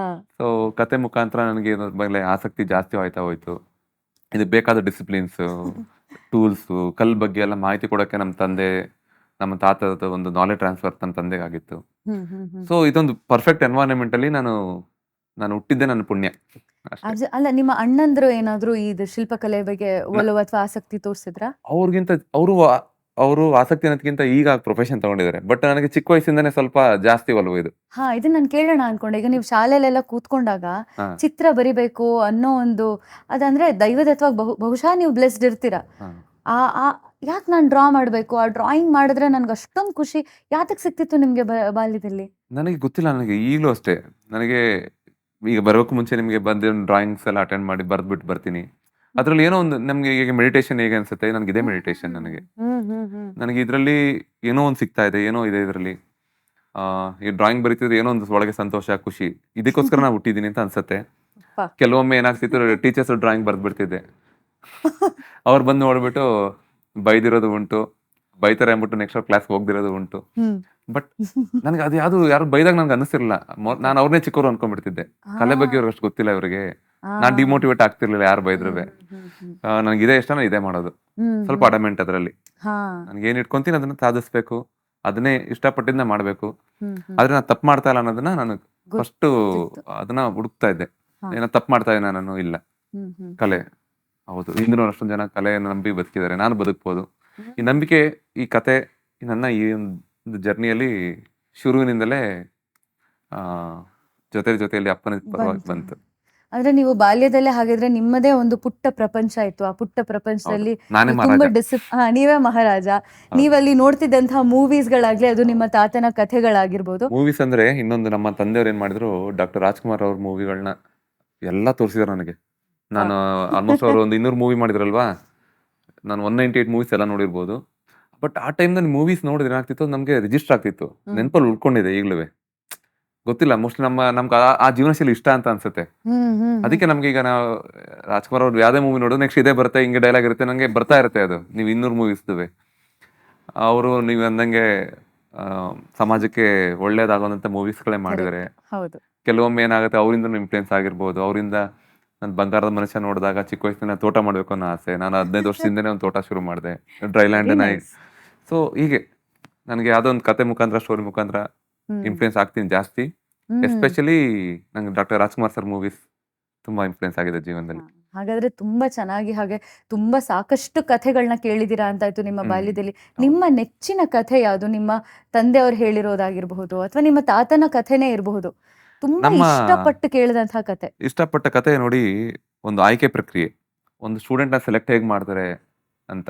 ಹ್ಮ್ ನಮ್ಮ ತಾತನವರು ಆ, 1931ರಲ್ಲಿ ಹ್ಮ್ ಅಪ್ರಾಕ್ಸಿಮೇಟ್ಲಿ ಒಂದು ಕಾಲರ ಮಲೇರಿಯಾ ಬಂದ ಜಾಗದಲ್ಲಿ ಏನಾಗುತ್ತೆ, ಗ್ರಾಮದಿಂದ ಎಲ್ಲರೂ ಮಕ್ಕಳನ್ನ ಈಚೆ ಕರ್ಕೊಂಡ್ಬಂದು ನಮ್ಮ ಮುತ್ತಾತ ಏನ್ ಮಾಡ್ತಾರೆ, ಶಿಲ್ಪಿ ಸಿದ್ದಿಂಗ್ ಸ್ವಾಮಿ ಹತ್ರ ಕರ್ಕೊಂಡ್ಬರ್ತಾರಂತೆ. ಹ್ಮ್ ಇಬ್ಬರನ್ನ ಕರ್ಕೊಂಡ್ಬರ್ತಾರೆ. ಯಾರನ್ನ? ನಮ್ಮ ತಾತ ಅವರು ಮತ್ತೆ ಅವರ ತಮ್ಮ. ತಮ್ಮ. ಹ್ಮ್ ಅವ್ರನ್ನ ಗುರುಕುಲಕ್ಕೆ ಸೇರಿಸ್ಬೇಕು ಅಂತ ಕರ್ಕೊಂಡ್ಬರ್ತಾರೆ. ಹ್ಮ್. ಶಿಲ್ಪಿ ಸಿದ್ಧಲಿಂಗ ಸ್ವಾಮಿಗಳು ಏನ್ ಮಾಡ್ತಾರೆ, ಇಬ್ಬರನ್ನ ನೋಡ್ಬಿಟ್ಟು ನಮ್ಮ ತಾತನ ಮಾತ್ರ ಸೆಲೆಕ್ಟ್ ಮಾಡ್ತಾರಂತೆ, ಇನ್ನೊಬ್ಬರನ್ನ ತಗೊಳಲ್ಲಪ್ಪ ಅಂತ ಹೇಳ್ತಾರಂತೆ. ನಮ್ಮ ಮುತ್ತಾತ ಕೇಳಿದಂತೆ, ಯಾಕೆ ಇನ್ನೊಬ್ಬ ಬೇಡ ಹ್ಮ್ ಹ್ಮ್ ಅಂತ ಪ್ರಶ್ನೆ ಹಾಕಿದಾಗ, ಈ ಹುಡುಗನಲ್ಲಿ ತಾಳ್ಮೆ ಇದೆ, ಈ ಹುಡುಗನಲ್ಲಿ ಸ್ವಲ್ಪ ಕೋಪ ಮತ್ತೆ ಅಷ್ಟು ಉದ್ವೇಗ ಕಾಣ್ತದೆ, ನೋಡ್ತಿದ್ದಂಗೆನೆ ಹೇಳ್ತಿದ್ದಾರೆ ಶಿಲ್ಪಿ ಸಿದ್ಧಲಿಂಗ ಸ್ವಾಮಿಗಳು. ನೋಡ್ತಿದ್ದಂಗೆನೆ ಹೇಳಿದ್ರಂತೆ, ಹ್ಮ್ ಇವರಲ್ಲಿ ಸ್ವಲ್ಪ ಆ ಕೋಪ ಜಾಸ್ತಿ ಇದೆ ಹುಡುಗನಲ್ಲಿ ಅಂತ. ಹ್ಮ್ ಹ್ಮ್ ಹ್ಮ್ ಹ್ಮ್ ಆಗ ನಮ್ಮ ತಾತ ಅವರು ಅವ್ರ ಜೊತೆ 25 ವರ್ಷ ವಿದ್ಯಾಭ್ಯಾಸ ಮಾಡ್ತಾರೆ. ಆದ್ರೆ ಹ್ಮ್ ನಮ್ಮ ತಾತನ ತಮ್ಮ ಹ್ಮ್ ಅವರು ಸುಮಾರು 2000 ಇಸ್ವಿಯಲ್ಲಿ ತೀರ್ಕೊಂಡಿದ್ದವರು. ಹ್ಮ್ ನನಗೆ ಅವ್ರ ಪರಿಚಯ ಇದೆ, ಅವ್ರನ್ನ ನೋಡಿದೀನಿ ಚೆನ್ನಾಗಿ. ಹ್ಮ್ ಹ್ಮ್ ಒಳ್ಳೆ ನಿಜ, ಅವ್ರಿಗೆ ಕೋಪ ಜಾಸ್ತಿ, ಅವ್ರಿಗೆ ಒಂದು ತಾಳ್ಮೆ ಇಲ್ಲ. ಕೆಲಸವ್ರಿಗೆಲ್ಲ ಬೈತಿದ್ರು, ಎಲ್ಲದಕ್ಕೂ ಕೋಪ ಮಾಡ್ಕೊಂತಿದ್ರು. ಅದನ್ನ ಸ್ವಾಮೀಜಿಯವರು ಒಬ್ಬ ಗುರುಗಳಾಗಿ ಹ್ಮ್ 5 ನಿಮಿಷದಲ್ಲಿ ಹೇಗೆ ಕಂಡಿಡಿದ್ರು? ಆಗ ಅರ್ಥ ಆಯ್ತು, ಇದು ಇದ್ರಲ್ಲಿ ಬೇರೆ ಏನೋ ಇದೆ, ಇದು ಬರೀ ಕಲ್ಲು ಕೆತ್ತೋದಲ್ಲ ಇದು ಅಂತ ಹೇಳಿ. ನನಗೆ ಆ ಕತೆ ನನಗೆ ಯಾವಾಗ್ಲೂ ಒಬ್ಬ ಗುರುಗಳ ಸ್ಥಾನ ಏನು, ಹೇಗೆ ಶಿಷ್ಯರನ್ನ ಅವ್ರನ್ನು ನೋಡೋ ರೀತಿ ಇರ್ಬೋದು, ಹೌದು ಹೌದು. ಈ ಒಂದು ಕತೆ ನನಗೆ ಯಾವಾಗ್ಲೂ ತುಂಬಾ ಇಷ್ಟ ಆಗುತ್ತೆ. ನಮ್ಮ ತಂದೆಯವ್ರು ಹೇಳ್ತಿದ್ರು ಈ ಕತೆನ. ಅದನ್ನ ಪ್ರೂವ್ ಮಾಡ್ಕೊಳಕ್ಕೆ ನಾನು ಹೇಳ್ತೀನಿ, ನಂಬಡಲ್ಲ. ಹೌದು ನಮ್ಮ ತಾತ ಅವರು, ಚಿಕ್ಕ ತಾತ ಇದ್ರಲ್ಲ, ಅವ್ರು ಹಾ. ನೋಡಿದ್ದೆ, ಅವ್ರು ನಿಜ ಅದು. ಕರೆಕ್ಟ್. ಸೊ ಹಾಗೆ ಈ ಒಂದು ಶಿಲ್ಪ ಪರಂಪರೆ, ಗುರುಕುಲ ಪದ್ಧತಿ, ಗುರುಗಳು, ಈ ಒಂದು ಕತೆ ನನಗೆ ತುಂಬಾ ಇಷ್ಟ ಆಗುತ್ತೆ. ಈ ಗುರು ಶಿಷ್ಯ ಪರಂಪರೆಯ ಬಗ್ಗೆ ಮಾತಾಡ್ಬೇಕು ಅಂತ ಹೇಳಿದ್ರೆ, ಹ್ಮ್. ಒಂದು ಶಿಲ್ಪ ಕಲೆಗೆ ನಾವು ಕಾಲಿಟ್ಟಾಗ ಹ್ಮ್. ಅದೇ ಒಂದು ಪದ್ಧತಿ ಇರುತ್ತೆ, ಅದರದೇ ಒಂದು ಸ್ಟೈಲ್ ಇರುತ್ತೆ, ಹೌದು ಆರ್ಟ್ ಹೌದು ಅಂತ ಇರುತ್ತೆ. ಈಗ ಹೌದು. ಹೇಗೆ ಒಂದೊಂದು ಹ್ಮ್. ಘರಾನ ಅಂತ ಹೇಳ್ತೀವಿ, ಹಾಡು ಹೌದು. ಅಂತ ಬಂದಾಗ ಹೌದು ಹೌದು ಶಿಲ್ಪಕಲೆಯಲ್ಲಿ ನಿಮ್ಮ ಘರಾನ ಇರುತ್ತೆ. ಆ ಪರಂಪರೆಗೆ ನೀವು ಹ್ಮ್. ಕೂಡ ಆಡ್ ಆದ್ರಿ ಅಂತ ಆಯ್ತು. ಹೌದು ಹೌದು. ನಿಮ್ದು ಯಾವ ಪರಂಪರೆ ನಮ್ಮದು ನೋಡಿ, ಕರ್ನಾಟಕದಲ್ಲಿ ಹೊಯ್ಸಳ ಶೈಲಿ ತುಂಬಾ ಏನಂತಂದ್ರೆ ಪ್ರಸಿದ್ಧ? ಪ್ರಸಿದ್ಧ ಹ್ಮ್. ಹೊಯ್ಸಳ ಶೈಲಿ. ನಮ್ಮ ಶಿಲ್ಪಿ ಸಿದ್ಧಲಿಂಗ ಸ್ವಾಮಿಗಳು ಒಂದು ಶೈಲಿಯನ್ನ ಕಂಡಿಡ್ತಾರೆ. ಹ್ಮ್ ಯಾವ ಶೈಲಿ ಅಂದ್ರೆ ಮೈಸೂರು ಶೈಲಿ ಅಂತಾನೆ ಒಂದು ನಂತರ ಒಂದು ಒಂದು ಪ್ರಸಿದ್ಧನ ಹೊಂದುತ್ತೆ. ಅದ್ರಲ್ಲಿ ಏನಾಗುತ್ತೆ, ಈ ಹೊಯ್ಸಳ ಶೈಲಿಯಲ್ಲಿ ಅದು ತುಂಬಾ ಟೈಮ್ ಓರಿಯೆಂಟೆಡ್. ಹ್ಮ್ ತುಂಬಾ ಟೈಮ್ ಓರಿಯೆಂಟೆಡ್ ಅಂದ್ರೆ, ಈಗ ನೋಡಿ, ಕುಸರಿ ಕೆಲಸ ತುಂಬಾ ಜಾಸ್ತಿ ಇರುತ್ತೆ. ಹ್ಮ್ ಅದು ಏನಾಗುತ್ತೆ, ಸಮಯ ಜಾಸ್ತಿ ತಗೊಳುತ್ತೆ. ಯಾವಾಗ ಸಮಯ ಜಾಸ್ತಿ ತಗೊಳುತ್ತೆ, ಗ್ರಾಹಕರಿಗೆ ಅದು ಹೊರೆ ಆಗುತ್ತೆ ಬೈ ಮಾಡ್ಲಿಕ್ಕೆ ಆಗಲಿ, ಯಾಕಂದ್ರೆ ಹೌದು. ಎಕ್ಸ್ಪೆನ್ಸಿವ್ ಆಗುತ್ತೆ. ಅದಕ್ಕೆ ನಮ್ಮ ಸ್ವಾಮಿಗಳು, ನನ್ನ ಪರ್ಸನಲ್ ಒಪಿನಿಯನ್ ಇದು, ಹ್ಮ್ ಸ್ವಾಮೀಜಿಯವರು ಏನ್ ಮಾಡಿದ್ದಾರೆ, ಹೊಯ್ಸಳ ಶೈಲಿ ಬಹಳಷ್ಟು ಮುಖ್ಯವಾದ ಅಂಶಗಳನ್ನ ತಗೊಂಡು ಹ್ಮ್ ಅದರಲ್ಲೇ ಒಂದು ಸಿಂಪ್ಲಿಫೈಡ್ ಫಾರ್ಮ್ ಅಲ್ಲಿ, ಹ್ಮ್ ಜೊತೆಗೆ ಒಂದು ಬಟ್ಟೆಯನ್ನ ಒಂದು ಅಳವಡಿಸ್ಕೊಂಡಿದ್ದಾರೆ ಒಂದು ವಿಗ್ರಹಗಳಲ್ಲಿ. ಹ್ಮ್ ಆ ಒಂದು ಗ್ರೇಸ್ನೆಸ್ ತುಂಬಾ ಚೆನ್ನಾಗಿ ಬರುತ್ತೆ. ಹ್ಮ್ ಅದು ಏನಾಗುತ್ತೆ, ಒಂದು ಟೈಮ್ ನಾವು ಜಲ್ದಿನೂ ಮಾಡಬಹುದು, ಹ್ಮ್. ತುಂಬಾ ಆಕರ್ಷಣೀಯವಾಗೂ ಇರುತ್ತದೆ, ಶಾಸ್ತ್ರಬದ್ಧವಾಗೂ ಇರುತ್ತೆ. ಆ ಈ 3 ಪಾಯಿಂಟ್ ನ ಇಟ್ಕೊಂಡು ಅವರು ಒಂದು ಶೈಲಿನ ಕಂಡಿಡ್ತಾರೆ. ಹ್ಮ್ ಹ್ಮ್ ಹ್ಮ್ ಸೊ ಹೊಯ್ಸಳ ಶೈಲಿನೂ ಮಾಡ್ತೀವಿ, ಜೊತೆಗೆ ಮೈಸೂರು ಶೈಲಿನೂ ಮಾಡ್ತೀವಿ. ಇದು ನಮ್ಮ ಶೈಲಿ ಆಗುತ್ತೆ. ಹ್ಮ್. ನಾನುವೇ ಮೊದಲು ಈ ಶುರು ಮಾಡಿದಾಗ, ಹ್ಮ್. ಮೊದಲು ನಾನು ಹೊಯ್ಸಳ ಶೈಲಿ, ನಮ್ಮ ಕಲ್ಯಾಣಿ ಚಾಲುಕ್ಯ ಇರ್ಬೋದು, ಮತ್ತೆ ನಮ್ಮ ಮೈಸೂರು ಶೈಲಿ, ಇದ್ರ ಬಗ್ಗೆ ಸ್ವಲ್ಪ ಹೆಚ್ಚಿನ ಮಾಹಿತಿ, ಒಂದು ಎಕ್ಸ್ಪರ್ಟೀಸ್ ತಗೊಳ್ಳಿಕ್ಕೆ ತುಂಬಾ ಹೋಮ್ವರ್ಕ್ ಮಾಡ್ಕೊಂಡು ಬಂದಿದ್ದೀನಿ, ಮಾಡ್ತಾ ಇರ್ತೀನಿ. ಹ್ಮ್. ಅದು ಇನಿಷಿಯಲ್ ಸ್ಟೇಜ್ ಅಲ್ಲಿ, ಅದು ಬ್ರೆಡ್ ಅಂಡ್ ಬಟರ್ ಅಂತ ಹೇಳ್ತೀವಿ ನೋಡಿ. ನಮಗೆ ಫಸ್ಟ್ ನಾವು ಇದ್ರಲ್ಲಿ ಜೀವನ ಮಾಡ್ಬೇಕು, ಇದರಲ್ಲಿ ಮೊದಲು ಆ ಜೀವನ ಮಾಡ್ಲಿಕ್ಕೆ ಏನ್ ಬೇಕು ಅದನ್ನ ಮಾಡ್ತೀನಿ. ಬಟ್ ನನಗೆ ಆಸಕ್ತಿ ಜಾಸ್ತಿ ಆಗ್ತಾ ಹೋಗುತ್ತೆ, ಇನ್ನ ಇದ್ರಲ್ಲಿ ಇನ್ನೇನಿದೆ, ಕಲ್ಲಲ್ಲಿ ಇನ್ನೇನ್ ಮಾಡ್ಬೋದು, ನೈಜ ಕಲೆ ಇದೆ, ಹ್ಮ್. ನೈಜ ಕಲೆಯಲ್ಲಿ ಹೇಗೆ ಮಾಡ್ಬೋದು, ಅದರಲ್ಲಿ ವೆಸ್ಟರ್ನರ್ಸ್ ತುಂಬಾ ಅಡ್ವಾನ್ಸ್ ಇದ್ದಾರೆ. ಹೌದು. ಸೊ ಆಗ ಅದ್ರ ರಿಲೇಟೆಡ್ ಬುಕ್ಸ್ಗಳು ತಗೋತೀನಿ, ಅನಾಟಮಿ ಬಗ್ಗೆ ಓದ್ತೀನಿ, ಹ್ಯೂಮನ್ ಅನಾಟಮಿ ಬಗ್ಗೆ, ಹ್ಮ್. ಸ್ಕೆಲಿಟನ್ಸ್ಗಳ ಬಗ್ಗೆ, ನಮ್ಮ ಆ, ಮೂಳೆಗಳ ರಚನೆ ಹೇಗಾಗಿದೆ, ಮೂಳೆಗಳ ಮೇಲೆ ನಮ್ಮ Anatomy ಮಾಂಸಖಂಡ ಹೇಗಿದೆ? ಹೇಗಿದೆ, ಹ್ಮ್ ಹ್ಮ್ ಹ್ಮ್ ಇವೆಲ್ಲ ತಿಳ್ಕೊಳ್ಳೋದ್ರಿಂದ ಏನಾಗುತ್ತೆ, ನಾವು ಸುಮ್ಮನೆ ಒಂದು ಬಾಕ್ಸ್ ಹಾಕೊಂಡು ಏನಂತೀವಿ, ಬ್ಲೈಂಡ್ ಆಗಿ ಮಾಡೋದ್ಕಿಂತ ಇದರದೆಲ್ಲ ಮಾಹಿತಿ ಇಟ್ಕೊಂಡು ಮಾಡಿದಾಗ ಹ್ಮ್ ಕೊನೆಗೆ ಮೂರ್ತಿ ತಯಾರಾದ್ಮೇಲೆ ಜನಗಳ ಜೊತೆ ಒಂದು ಕನೆಕ್ಟ್ ಆಗುತ್ತೆ, ಅದು ಒಂದು ಭಾವ ಇರ್ತದೆ ಅದರಲ್ಲಿ. ಹ್ಮ್ ಏನಪ್ಪಾ ಇದು ನಿಜವಾಗ್ಲೂ ಬಂದು ನಿಂತಿದಾರಲ್ಲ ಇವರು, ಹ್ಮ್ ನಿಂತಂಗ ಭಾವ ಆಗತ್ತೆ, ಭಾಸವಾಗತ್ತೆ ಅವ್ರಿಗೆ. ಹ್ಮ್ ಸೊ ನನಗೆ ಶುರುವಿನಲ್ಲಿ ಹೊಯ್ಸಳ ಶೈಲಿ ಇಟ್ಕೊಂತೀನಿ, ನಂತರ ಅಪ್ಡೇಟ್ ಆಗ್ತಾ ಆಗ್ತಾ ಹ್ಮ್ ಈಗ ಹೇಗಾಗಿದ್ದೀನಿ ಅಂದ್ರೆ, ನೀವು ಯಾವುದೇ ಒಂದು ಶೈಲಿ ಬಗ್ಗೆ ಕೊಟ್ರುವೆ ಅದ್ರ ಬಗ್ಗೆ ಅರ್ಥ ಮಾಡ್ಕೊಂಡು ಆದಷ್ಟು ಮಾಹಿತಿನ ತಿಳ್ಕೊಂಡು ಅದನ್ನ ಎಕ್ಸಿಕ್ಯೂಟ್ ಮಾಡೋ ಲೆವೆಲ್ಗೆ ನನಗೆ ಕಂಫರ್ಟಬಲ್ ಇದ್ದೀನಿ ಈಗ. ಹಾಗಾದ್ರೆ ಆ, ನೀವು ಚೋಳ ಸಿದ್ಧಲಿಂಗ ಶೈಲಿ ಹೇಳಿದ್ರು ಮಾಡ್ಬೋದು, ಹ್ಮ್ ಗಾಂಧಾರ ಹೇಳಿದ್ರೆ ಮಾಡ್ಬೋದು, ಕಲ್ಯಾಣಿ ಸ್ವಾಮಿ ಯಾವ್ದು ಹೇಳಿದ್ರು ಅದ್ರ ಬಗ್ಗೆ ಅರ್ಥ ಮಾಡ್ಕೊಂಡು, ಅಫ್ಕೋರ್ಸ್ ರಿಸರ್ಚ್ ತುಂಬಾ ಮಾಡಲೇಬೇಕು, ಮಾಡಿ ಅದನ್ನ ಮಾಡೋ ಒಂದು ಪ್ರೋಸೆಸ್ನ ನನಗೆ ಗೊತ್ತಾಗ್ಬಿಡುತ್ತೆ ಮೊದಲನೇ. ಈಗ ಈ ಪ್ರೋಸೆಸ್ನ ನಂಬಬೇಕಲ್ಲ ನಾವು, ಹ್ಮ್ ಹ್ಮ್ ಯಾಕಂದ್ರೆ ಕಲ್ಲಲ್ಲಿ ನೀವು ಈಗ ಶುರು ಮಾಡಿದ 2 ತಿಂಗಳು ಆದ್ಮೇಲೆ ಗೊತ್ತಾಗುತ್ತೆ ಅದು ಹೇಗೆ ಬರುತ್ತೆ ಅಂತ, ನಮಗೂ ಹೌದು. ಗೊತ್ತಿರಲ್ಲ. ಹ್ಮ್ ಹ್ಮ್ ನಾವು ನಮ್ಮ ಹೋಗೋ ದಾರಿನ ನಂಬಬೇಕು, ಆ ಪ್ರೋಸೆಸ್ ಅಂತೀವಿ ಅದನ್ನ. ಹ್ಮ್ ಹ್ಮ್ ಹ್ಮ್ ಪ್ರೋಸೆಸ್ ತುಂಬಾ ಇಂಪಾರ್ಟೆಂಟ್. ಹ್ಮ್ ಯಾವುದೇ ಒಂದು ಫೀಲ್ಡಲ್ಲಿ ಇರ್ಬೋದು, ನನಗೆ ಗೊತ್ತಿರೋ ಹಾಗೆ ನಮ್ಮ ಪ್ರೋಸೆಸ್ನ ನಂಬಿ ಆ ಪ್ರೋಸೆಸ್ನ ಆ ಪ್ರೋಸೆಸ್ಸಲ್ಲಿ ಹೋದ್ರೆ ಇವ್ರು ಸಿಗ್ತಾರೆ ಅನ್ನೋ ನಂಬಿಕೆ ನಮಗೆ ಬೇಕು. ಅದ ನಂಬಿಕೆ ಅನ್ನೋದ್ರ ಬಗ್ಗೆನೇ ಮಾತಾಡ್ತಿದ್ದೆ. ಹೌದು. ಹಾಗಿದ್ರೆ ನೀವು ಸ್ವಾಮೀಜಿ ಸಿದ್ಧಲಿಂಗೇಶ್ವರ ಅವರ ಸಿದ್ಧಲಿಂಗ ಸ್ವಾಮೀಜಿ ಸಿದ್ಧಲಿಂಗ ಸ್ವಾಮೀಜಿ ಅವರ ಗುರು ಶಿಷ್ಯ ಪರಂಪರೆಯಲ್ಲಿ 4ನೇ ತಲೆಮಾರು ಅಂತ ಅಲ್ಲ, ಹೇಳ್ಬೋದು. ನಮ್ಮ ಮುತ್ತಾತ ಅವ್ರ ತಂದೆ ಇದೇ ಕೆಲಸ ಮಾಡ್ತಿದ್ರು. ಹೆಸರು ಹೇಳ್ಬೇಕು ಅಂದ್ರೆ ಚೌಡಪ್ಪ ಶಿಲ್ಪಿ, ಹಾ. ಬಸಪ್ಪ ಶಿಲ್ಪಿ, ಬಸವಣ್ಣ ಶಿಲ್ಪಿ, ಯೋಗಿರಾಜ್ ಶಿಲ್ಪಿ, ಈಗ ನನಗೆ ಅರುಣ್ ಯೋಗಿರಾಜ್, ಹೀಗೆ 5ನೇ ಐದನೇ ತಲೆಮಾರಿನವರು. Okay. ಬಟ್ ನಮ್ಮ ಮುತ್ತಾತ ಏನ್ ಮಾಡ್ತಾರೆ, ಅವರು ಮರಗೆಲ್ಸ ಮಾಡ್ತಿರ್ತಾರೆ. ಹ್ಮ್ ಬಟ್ ಅವ್ರ ಮಗ ಇನ್ನ ಚೆನ್ನಾಗಿ ಕಲೀಲಿ ಅಂತ ಹೇಳಿ ಹ್ಮ್ ನಮ್ಮ ಮೈಸೂರಿನಲ್ಲಿ ಶಿಲ್ಪಿ ಸಿದ್ಧಲಿಂಗ ಸ್ವಾಮೀಜಿ ಅವ್ರ ಹತ್ರ ಗುರುಕುಲಕ್ಕೆ ಸೇರಿಸ್ತಾರೆ. ಹ್ಮ್ ಹ್ಮ್ ಹ್ಮ್ ಹ್ಮ್ ಹ್ಮ್ ಹ್ಮ್ ಸೊ ಅಲ್ಲಿಂದ ಒಂದು ಒಂದು ಬಿಗ್ ಟರ್ನ್. Turn. ಈಗ ರಾಮನ ವಿಗ್ರಹ ಏನಕ್ಕೆ ಇಷ್ಟು ಚೆನ್ನಾಗಿ ಕಾಣ್ತಾ ಇದೆ, ಎಲ್ಲರಿಗೂ ಏನಕ್ಕೆ ಮನಸ್ಸಿಗೆ ಮುಟ್ಟಿದೆ ಅಂದ್ರೆ, ಈ ಒಂದು ಜರ್ನಿ ಇದೆಯಲ್ಲ, ಅವರು ನಮ್ಮ ತಾತನ ತಿರುವು ನಮ್ಮ ಮುತ್ತಾತ ಅಲ್ಲಿ ಬಂದು ಸೇರಿಸಿದ್ರು, ಓ ಆ ಶೈಲಿಯಿಂದ ಅವ್ರ ನಾಲೆಜ್ ನಮಗೆ ಬಂದಿರೋದು. So credit goes to every one. ಇಲ್ಲ, ಬಹುಶಃ ಹೇಳೋದಕ್ಕಾಗೋದಿಲ್ಲ. ನೀವೇನ್ ಹೇಳ್ತಿದ್ರಿ ಸ್ವಾಮಿ ಸಿದ್ಧಲಿಂಗೇಶ್ವರ ಅವರು ಅಂತ, ಅವ್ರಿಗೆ ಮುಂಚೆನೆ ಗೊತ್ತಿತ್ತಾನೋ, ಓಕೆ ಈ ತಲೆಮಾರಿನಲ್ಲಿ ಯಾರೋ ಒಬ್ಬ ಈ ತರ ಅಯೋಧ್ಯೆಯಲ್ಲಿ ರಾಮಲಲ್ಲನ ಕೆತ್ತನೆ ಮಾಡ್ತಾನೋ, ನಾನು ಈ ವ್ಯಕ್ತಿನ ಆಯ್ಕೆ ಮಾಡಿದ್ರೆ ಇಲ್ಲಿಂದ ಇದು ಕಂಟಿನ್ಯೂ ಆಗ ಹೇಳೋದಕ್ಕಾಗೋದಿಲ್ಲ. ಅದು ಕೂಡ ನೋಡಿ ಇರುತ್ತೆ. ಈಗ ಆಯ್ತು, ಈಗ ನಾನ್ ಮಾಡ್ದೆ, ನಾನು ಹಿಂಗ್ ಮಾಡ್ದೆ, ನಮ್ಮ ತಂದೆಯವ್ರು ಹೇಳ್ಕೊಟ್ರು, ನಮ್ಮ ತಂದೆಯವ್ರಿಗೆ ಯಾರು ಹೇಳ್ಕೊಟ್ರು, ನಮ್ಮ ತಾತವ್ರು ಹೇಳ್ಕೊಟ್ರು, ನಮ್ಮ ತಾತವ್ರಿಗೆ ಯಾರು ಹೇಳ್ಕೊಟ್ರು, ಮೂಲ ಬರೋದು ಮತ್ತೆ ನಾನು ಸಿದ್ಧಲಿಂಗ ಸ್ವಾಮೀಜಿ ಹತ್ರನೇ ಬರ್ತೀವಿ. ಹೌದು ಸೊ ಅದಕ್ಕೆ ಯಾವಾಗಲೂ ಯಾರಾದ್ರೂ ನೀ ಮಾಡಿದೆ ಅಂದ್ರೆ ನನಗೆ ಸ್ವಲ್ಪ ಕಷ್ಟ ಆಗ್ಬಿಡುತ್ತೆ. ಹೌದು, ನಾನು ಮಾಡಿಲ್ಲ, ಇದು ನಂದು ಎಲ್ಲರದು ಕಾಂಟ್ರಿಬ್ಯೂಷನ್ ಇದೆ. ಎಷ್ಟೋ ವರ್ಷದ ಕರ್ಮ ಇದು ಅಂತ ಹೌದು, ಅಫ್ಕೋರ್ಸ್ ನಾನು ಡಿಸಿಪ್ಲಿನ್ ಎಷ್ಟು ಬೇಕಷ್ಟು ಮಾಡಿರ್ತೀನಿ, ಖಂಡಿತ. ಬಟ್ ಇದ್ರ ಹಿಂದೆ ಒಂದು ನಾಲೆಜ್ ಟ್ರಾನ್ಸ್ಫರ್ ಆಗಿದೆಯಲ್ಲ, ಅದಕ್ಕೆ ಇಷ್ಟು ಜನಕ್ಕೆ ಒಂದು ವರ್ಕ್ನ ನೀವು 10,000 ಜನಕ್ಕೆ ಮೆಚ್ಚೋದೇ ಬಹಳ ಕಷ್ಟ. ಹ್ಮ್ ಹ್ಮ್ ಹ್ಮ್ ಅಂಥದ್ರಲ್ಲಿ 100 ಕೋಟಿ ಜನಕ್ಕೆ ಇದು ಇಷ್ಟ ಆಗುತ್ತೆ ಅಂದ್ರೆ ಹ್ಮ್ ಅವ್ರ ನಮ್ಮ ಪೂರ್ವಜರದು ಅನುಗ್ರಹ ನಾಲೆಜ್ ಟ್ರಾನ್ಸ್ಫರ್ ಖಂಡಿತ ಬಹಳ ಇರುತ್ತೆ. ಇಂಪಾರ್ಟೆಂಟ್ ಆಗಿದೆ ಅಂತ ಅನ್ಕೊಂಡಿದ್ದೀನಿ ನನ್ನ ಮನಸ್ಸಿನಲ್ಲಿ. ಖಂಡಿತ. ಜೊತೆಗೆ ನೀವು ಹೇಳಿದ್ರಿ ಚಿತ್ರ ಬಿಡಿಸೋದ್ರಲ್ಲಿ ಹ್ಮ್. ನನಗೆ ಆಸಕ್ತಿ ಇತ್ತು, ಆಮೇಲೆ ನಾನೇನೋ ಮಾಡಬೇಕು ಇದರಲ್ಲಿ ಅಂತ ನನಗೆ ಅನಿಸ್ತಾ ಇತ್ತು ಅಂತ. ಹೌದು. ಶಿಲ್ಪಕಲೆಯನ್ನ ಆಯ್ಕೆ ಮಾಡಿದ್ದು ಯಾವಾಗ ಯಾವಾಗ ನೀವು ಮೊದಲ ಹ್ಮ್. ಏನಂತ ಹೇಳ್ತಾರೆ ನಿಮ್ಮ ಕೆತ್ತನೆ. ಕೈಗೆ ಕೆಲಸವನ್ನ ಕೊಟ್ಟಿದ್ದು? ನೋಡಿ, ನಾನು 10-11ನೇ ವಯಸ್ಸಲ್ಲಿ ಶುರು ಮಾಡ್ಬಿಟ್ಟೆ ಹ್ಮ್ ಅಪ್ಪನ ಜೊತೆ. ಹ್ಮ್ ಕಾರಣ ಇಷ್ಟೇ, ಅಪ್ಪ ತುಂಬಾ ಕಷ್ಟಪಡ್ತಿದ್ರು, ಹ್ಮ್ ನಾನು ಅವ್ರಿಗೆ ಸಹಾಯ ಮಾಡಬೇಕು, ಹ್ಮ್ ಅವ್ರ ಜೊತೆ ಕೂತ್ಕೊಳ್ಳೋದು ಮಾಡೋದು. 10-11ನೇ ವಯಸ್ಸಲ್ಲಿ ಮಾಡ್ತಾ ಇದ್ದೆ, ಮಾಡ್ತಾ 13-14ನೇ ವಯಸ್ಸಲ್ಲಿ ನಾನು ಸೀನಿಯರ್ ಆರ್ಟಿಸ್ಟ್ ಏನು ಸ್ಪೀಡಲ್ಲಿ ಮಾಡ್ತಾ ಅಷ್ಟೇ ಸ್ಪೀಡಲ್ಲಿ ನಾನು ಮಾಡ್ತಾ ಇದ್ದೆ ಕೆಲಸನ. ಹ್ಮ್ ಅದಾದ್ರೆ ಎಜುಕೇಶನ್ ಜೊತೆಲಿ ಎರಡು ಮಾಡ್ತಿದ್ದೆ. ಸ್ಕೂಲ್ ಮುಗಿದ್ಮೇಲೆ ಕೆಲಸ ಮಾಡ್ತಿದ್ದೆ, ಭಾನುವಾರದ ಹೊತ್ತು ಕೆಲಸ ಮಾಡ್ಕೊಡ್ತಿದ್ದೆ ಮನೇಲಿ. ಹ್ಮ್ ಕಾಲೇಜ್ ಟೈಮಲ್ಲೂ ಅಷ್ಟೇ, ಕಾಲೇಜೆಲ್ಲ ಮಧ್ಯಾಹ್ನಕ್ಕೆಲ್ಲ ಮುಗಿದೋಗ್ತಿತ್ತು. ಹ್ಮ್ ಹ್ಮ್ ಅದು ಬಿಟ್ಟರೆ ನಾನು ವಾಲಿಬಾಲ್ ಮಾಡ್ತಿದ್ದೆ. ವಾಲಿಬಾಲ್ ಬಿಡುವ ಟೈಮ್ನಲ್ಲಿ ನಾನು ಶಿಲ್ಪ ಕೆತ್ತನೆ ಮಾಡ್ತಾ ಇದ್ದೆ. ಹ್ಮ್ ಸೊ ಎರಡು ಜೊತೆಲಿ ಹೋಗ್ತಾ ಇತ್ತು. ಹ್ಮ್ ಹ್ಮ್ ಬಟ್ MBA ಟೈಮಲ್ಲೂ ಅಷ್ಟೇ, ಹ್ಮ್ MBA ಟೈಮಲ್ಲಿ ಸ್ವಲ್ಪ ನಾನು ಅಪ್ಪನ ಜೊತೆ ಇರಲಿಲ್ಲ. ಹ್ಮ್ ಸ್ವಲ್ಪ ಕಾಲೇಜು ಪ್ರಾಜೆಕ್ಟ್ಸ್ ಅದು ಇದು ಅಂತೇಳಿ ಸ್ವಲ್ಪ 2 ವರ್ಷ ಗ್ಯಾಪ್ ಅಂತಾನೆ ಹೇಳ್ಬೋದು. ಹ್ಮ್ ಹ್ಮ್ ಅರ್ಜೆಂಟ್ ಇದ್ದಾಗ ಬಂದು ಮಾಡ್ಕೊಡ್ತಿದ್ದೆ. ಬಟ್ ಹ್ಮ್. ಕೆಲ್ಸಕ್ಕೆ ಹೋದಾಗ ಗೊತ್ತಾಯ್ತು ನನಗೆ ಜೀವನದಲ್ಲಿ ಏನ್ ಬೇಕು ಅಂತ.